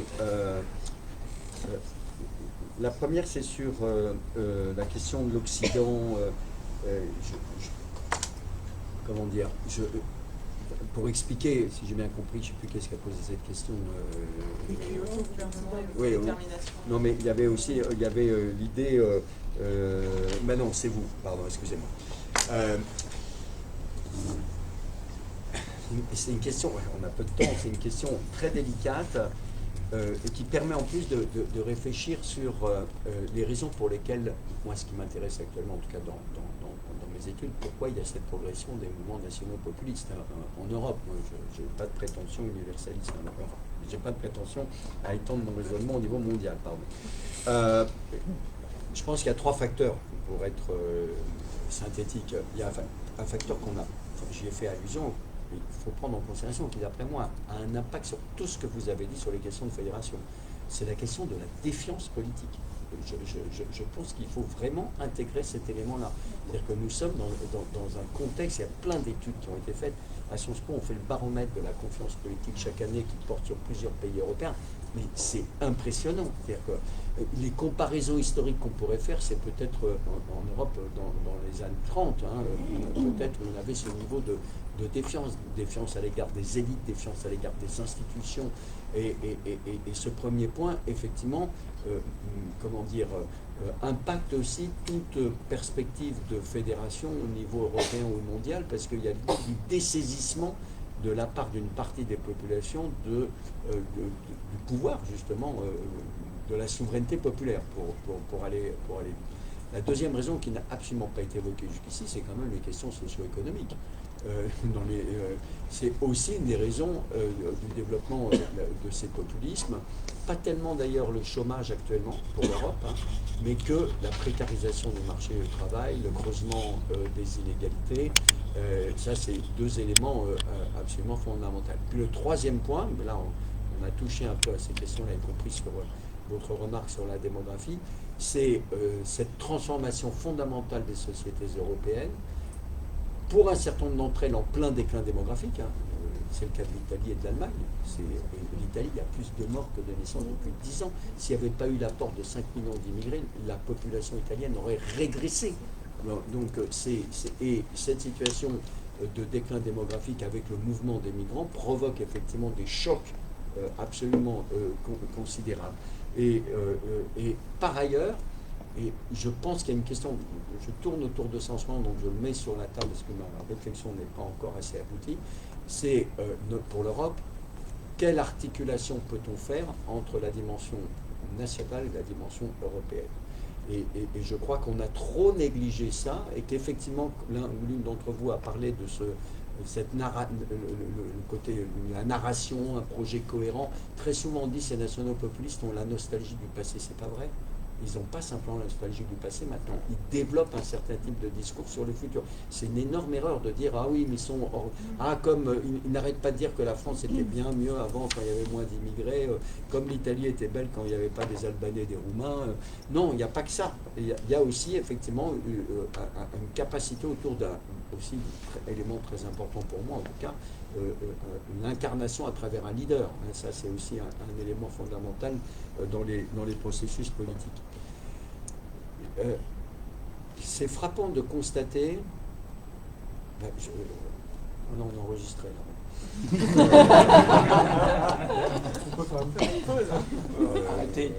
Comment je peux formuler ça de manière la plus neutre possible? Un candidat aux élections européennes,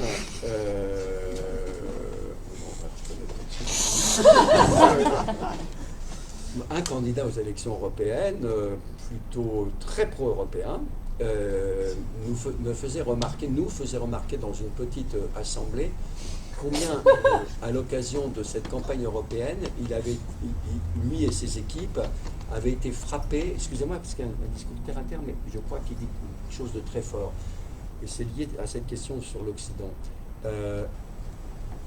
Quand on rencontre des électeurs, entre guillemets populaires, ils nous disent plusieurs choses. Vous n'aimez pas la France. Vous n'aimez pas la France. Et eux, le Rassemblement national, ils aiment la France. 2, vous avez honte de nous. Vous avez honte de nous. Eux, ils n'ont pas honte de nous. 3, vous nous écoutez pas, parce qu'on ne compte pas. Eux, ils nous écoutent.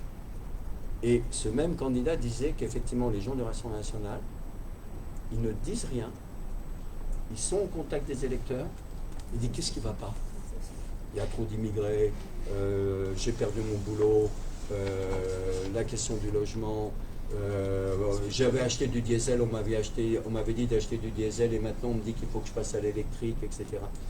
Et je crois que effectivement, il y a une question maintenant qui est énormément posée, qui est cette question de l'articulation, je le répète, entre nation et Europe, et y compris du point de vue pour ceux qui se situent dans une perspective fédéraliste. Je crois qu'on est passé un peu trop rapidement là-dessus et que ça joue considérablement. Sur les questions de... non, mais je vais m'arrêter là. Parce qu'il y a beaucoup de choses. Je laisse mes collègues parler. Bon, si je retrouve ce que je voulais dire, je reviendrai là-dessus. Pardon. Non, mais rapidement, parce que je pense qu'on va arriver au terme de nos échanges. Excusez-moi. Ah, allez-y. Excusez-moi, je suis confus. Non, c'est ce que vous disiez justement sur la narration, etc. Comment combattre, et par rapport aux argumentaires qui ont été présentés, que j'ai beaucoup, qui font écho à ce que je trouve dans mes recherches. oui, il y a cette idée, qu'est-ce qu'on peut construire comme contre-argument, mais n'oublions pas aussi que les 6 points que vous avez développés sont en plus développés avec un registre de l'émotion, jouer sur les émotions, et pas simplement la peur, mais aussi l'espérance. Et ça, c'est un élément très fort, parce que c'est un discours de l'émotion. Le discours populiste, c'est pas simplement un discours, c'est aussi des incarnations, et c'est le registre à fond des émotions. Et le contre-argumentaire fondé uniquement sur la rationalité, et vous avez raison, en plus dans un moment où il y a le complotisme, bon, les réseaux sociaux, etc., oblige justement à avoir un contre-argumentaire qui peut être aussi empreinte aux émotions. Et en même temps, en faisant ça, on leur donne raison.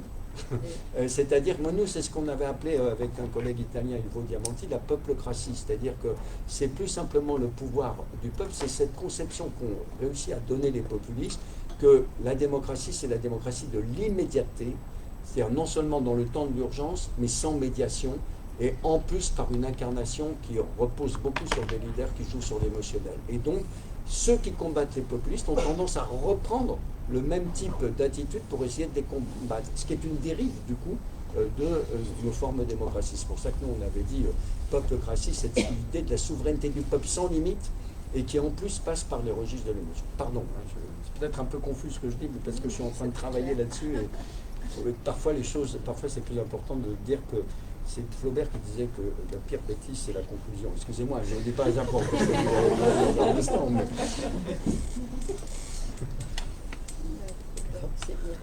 Oui, alors peut-être en regroupant 3 questions, et puis je passerai ensuite la parole peut-être pour les autres questions. La question du grand récit, quel grand récit, quelle espérance, quelle nouvelle utopie, quelle utopie politique. Corrélativement, est-ce qu'on est obligé d'en passer par la dictature verte pour gérer les biens communs mondiaux, le patrimoine commun de l'humanité, etc.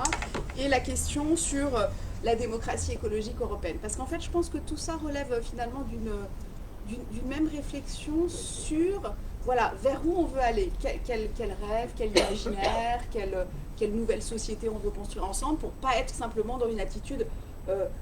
on se rétracte sur la défense des acquis sociaux, mais au fond, on n'a rien à proposer, et du coup, ce sont les nationaux populistes qui ont le grand récit et qui nous entraînent vers l'avenir, un avenir meilleur. Donc je pense que c'est très important, la démocratie écologique européenne. Je vous donne juste, en fait, en langue française, ça a été beaucoup développé par Dominique Bourg et Kerry Whiteside dans leur petit livre qui est très intéressant, qui est paru au Seuil de la République des idées, donc vers la démocratie écologique. Et l'idée, c'est qu'on transforme la démocratie, je ne vous donne pas tous les éléments, mais notamment en donnant plus de poids aux ONG dans les cénacles décisionnels, en donnant aussi plus de poids aux scientifiques dans une académie du futur, en réformant le Sénat, en faisant une bioconstitution, enfin tout un arsenal très intéressant et de démocratie. Alors une partie de ce que nous on appelle l'épistocratie, c'est-à-dire le gouvernement des experts, on donne un certain pouvoir aux scientifiques, en tout cas dans la science éclairante plutôt qu'agissante, et puis de l'autocratie, c'est-à-dire du tirage au sort, type convention climat, etc.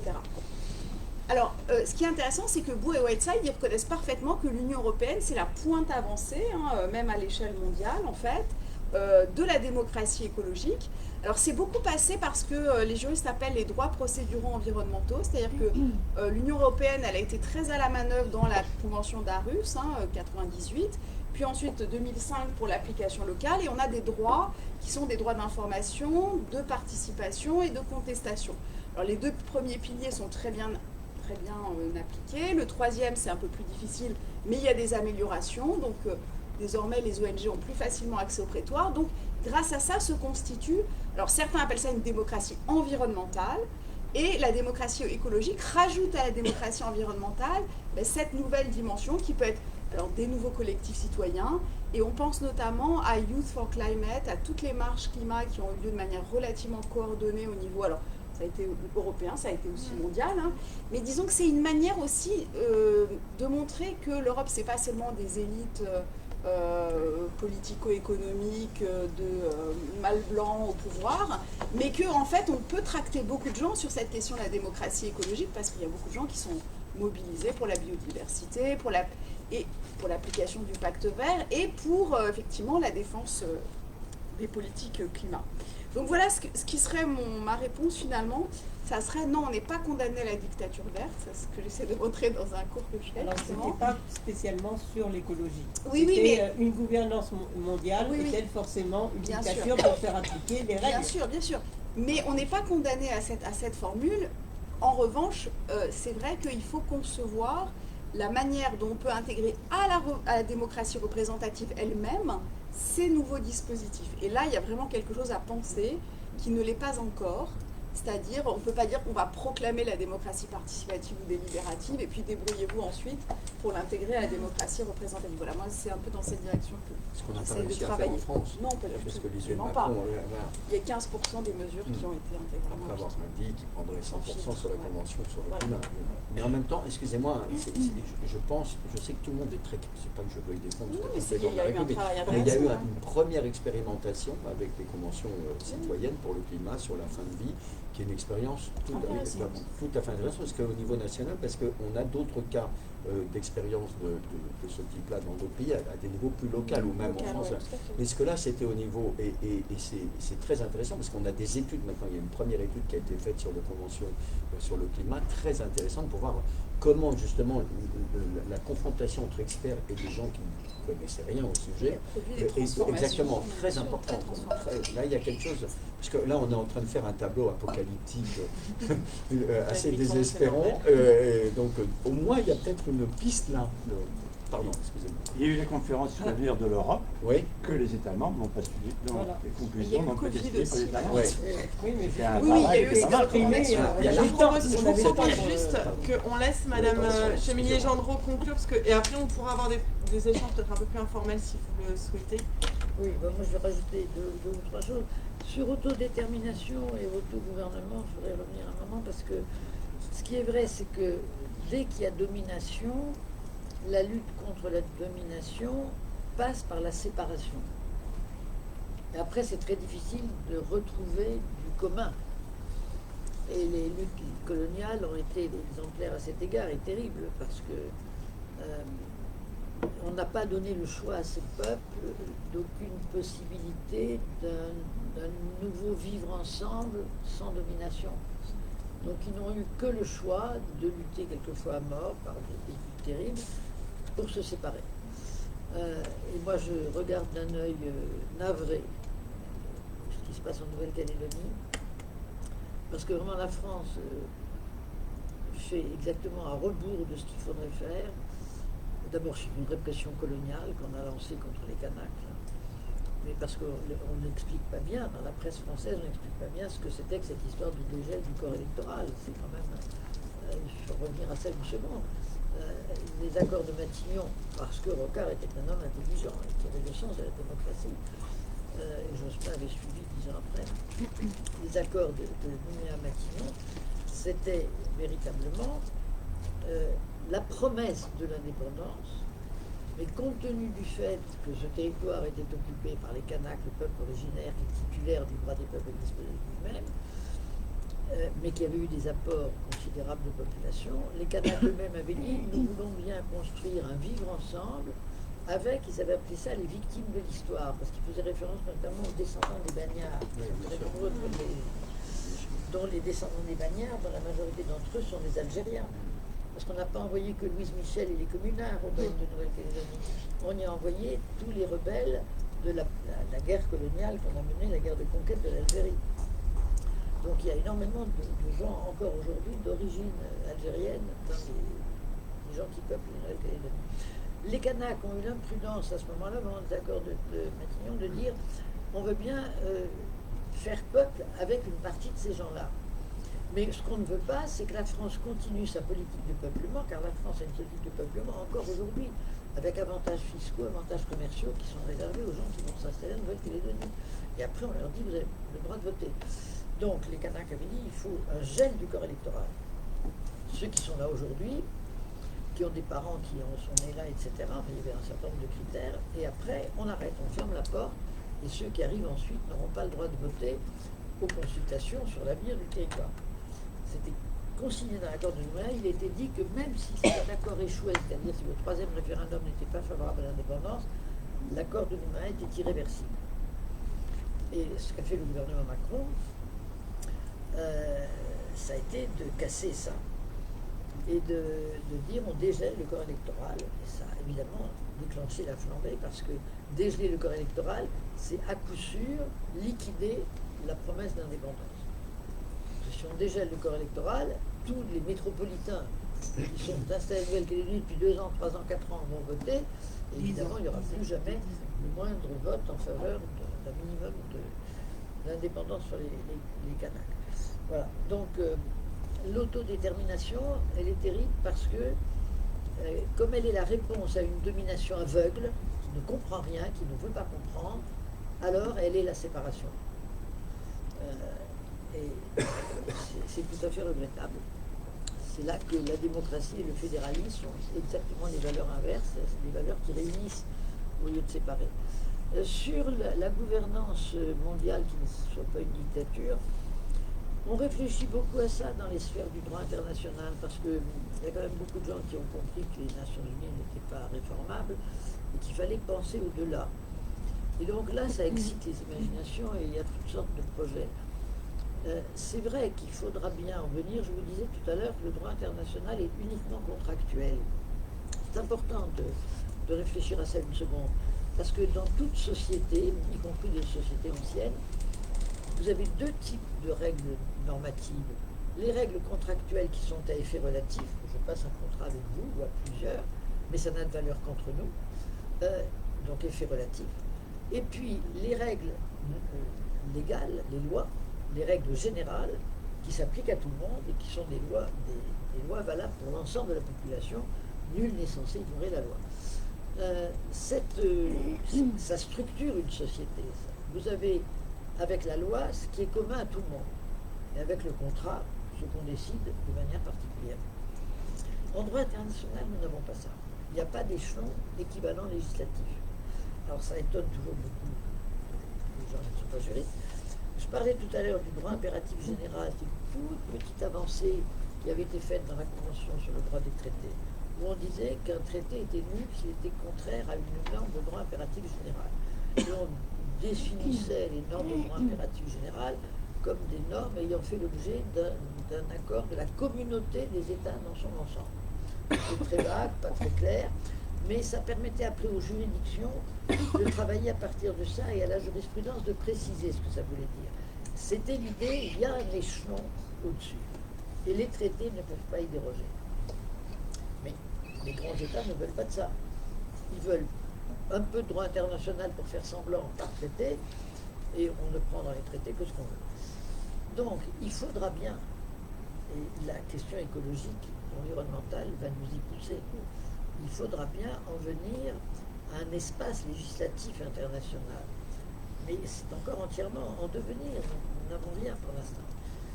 Et pour ça, alors évidemment, il ne faut pas que ce soit l'Assemblée Générale des Nations Unies. Pourquoi? Parce que l'Assemblée Générale des Nations Unies ne regroupe que les pouvoirs exécutifs des États. Alors, dans ma critique de la souveraineté, je ne suis pas contre les États, parce que très souvent, on me taxe d'être anti-étatiste. Je n'aime pas le mot État parce qu'il est, chez nous, les juristes, il est tellement connoté à la souveraineté qu'on ne peut pas détacher les 2 mots. Moi, je voudrais des États non souverains, des États qui aient des compétences, mais pas la souveraineté. C'est-à-dire des États qui reconnaîtraient que leur pouvoir n'est pas un pouvoir originaire, qui ne tiendrait de personne. Je veux que les États reconnaissent qu'ils tiennent leur pouvoir de leur peuple et de la société internationale, par la reconnaissance des États entre eux. Donc, il serait limité par cela même, que ce ne serait pas un pouvoir originaire. C'est sur cette piste-là que je travaille. Mais il faudra bien en venir à des normes, c'est-à-dire à des textes de valeur législative, on appellera ça comme on voudra en droit international, mais qui soient des normes générales et universelles. Et donc, il faudra passer par une assemblée, un corps législatif, mais il ne faudra pas que ce soit l'Assemblée Générale des Nations Unies actuelle, où ne sont représentés que les États par leurs exécutifs. Alors pourquoi j'insiste sur le fait que ce ne sont que les exécutifs? Parce que dans les réflexions en cours, alors j'entends le doute qu'on peut émettre sur la société civile, qui engendre le pire et le meilleur, ça c'est sûr. Donc dire il faut qu'une deuxième assemblée aux Nations Unies qui représenterait la société civile, c'est se défausser sur de l'inconnu complet. Par contre, il y a dans les projets qui circulent, il y a l'idée qu'en attendant mieux, on pourrait avoir une deuxième chambre qui représenterait les parlements des États membres. Et c'est pas si mal, c'est un petit pas de plus, parce que les parlementaires n'ont pas du tout la même mentalité, si je puis dire, politique, que les représentants de l'exécutif. Parce qu'eux, ils ont des comptes à rendre à leurs électeurs. Et ils sont beaucoup plus proches des électeurs. Parce que quand même, ils vont dans leur circonscription entre deux séances à l'Assemblée, ils savent ce que les écoutent, ils savent ce que les gens disent, ce que les exécutifs ne savent plus. Voilà, il faudra bien en venir là. La gouvernance mondiale, ça passera par là. Mais il faudrait activer la réflexion là-dessus. Moi, je trouve que cette réflexion là-dessus, elle est limitée à des tout petits clans, des tout petits groupes. Il n'y a pas encore de... Et pour finir, un dernier mot sur la question de la démocratie. Moi j'ai fait mon texte sur le discrédit du droit international, mais je pourrais faire un discours dans le même esprit sur le discrédit de la démocratie. Pourquoi? Parce que, là encore, nous, alors, je parle devant des gens de compétences philosophiques et historiques qui n'est pas la mienne, mais la démocratie, dans sa richesse historique, cette idée qui vient de la Grèce, qui a traversé les siècles, qui est là comme une petite espérance, comme disait Penny, qui taraude les sociétés politiques. Voilà, il y a une possibilité, quelque chose qui ressemble à la liberté. On l'associe à la liberté, mais moi j'aime mieux l'associer à la liberté et à la multiplicité, à la conflictualité. Parce que c'est ça la démocratie. C'est nous voulons être libres tous ensemble, mais justement notre liberté, elle va nous permettre d'exprimer que nous sommes tous différents et que nous ne sommes pas d'accord entre nous. Alors qu'est-ce qu'on fait avec ça? C'est ça la démocratie. Or on l'a réduite, on a voulu la vendre au pays du tiers-monde. Il y a aux Nations Unies un bureau à New York, un couloir dans lequel il y a un bureau sur lequel il y a marqué ingénierie démocratique. Et vous savez ce qu'ils font? Leur boulot principal, c'est de trouver des scrutateurs pour les élections et des urnes. Il faut aller livrer des urnes dans les pays quand tout d'un coup la République démocratique du Congo organise des élections, il faut leur livrer des urnes. Alors si c'est en période de crue, d'inondation, au moment de la mousson, on ne passe pas sur les routes, etc., il faut quand même livrer les urnes. Ingénierie démocratique. C'est terrible parce que nous avons voulu vendre la démocratie à des peuples qui sortaient d'une période d'oppression coloniale et on a vendu des recettes. Et dans ces recettes, quand on fait la liste, alors j'ose à peine parler de mon spécialiste de Montesquieu, mais dans les recettes en question, on a mis l'accent sur le suffrage universel. Après tout le reste, la séparation des pouvoirs, l'indépendance de la magistrature, oui, on le citait, mais enfin, c'était le suffrage universel, qui était la recette magique. Et c'est ça qui est resté dans ces pays, avec tout ce que ça veut dire de manipulation, le suffrage universel dans des pays où l'analphabétisme est à 50, 60, 70%. Ça n'a évidemment pas de sens. Donc voilà, de même qu'on a discrédité le droit international là où on l'a inventé, on a aussi discrédité la démocratie là où on l'a inventée. Il y a une régénération de la démocratie à opérer. Je vous propose que sur ces mots, on s'arrête. Un très grand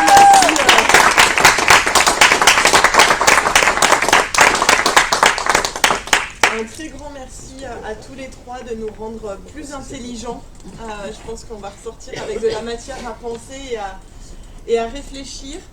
On voudrait vous offrir, alors en plus ils sortent de l'imprimerie, ils sont tout neufs, oui c'est les premiers à les avoir. La dernière parution de Presse fédéraliste qui s'appelle Camus et Job, donc Camus, penseur fédéraliste, sur une enquête sur des textes retrouvés dans Alger étudiant en 1935. Et donc on a un auteur spécialiste d'Albert Camus qui mène une enquête, donc c'est un roman policier, on publie aussi des romans policiers, pour essayer de déterminer que c'est bien Camus qui se trouve derrière le pseudonyme Job dans ses recensions, où il est déjà question de comment est-ce qu'on vit dans la diversité et comment est-ce qu'on peut faire des choses ensemble dans la diversité. Un très grand merci à tous les trois. Voilà, d'être venus, d'être restés aussi un petit peu au-delà de l'horaire. Merci à vous tous et toutes d'être venus et restés un peu au-delà de l'horaire. Comme on est dans un tiers-lieu associatif qui porte les pédagogies actives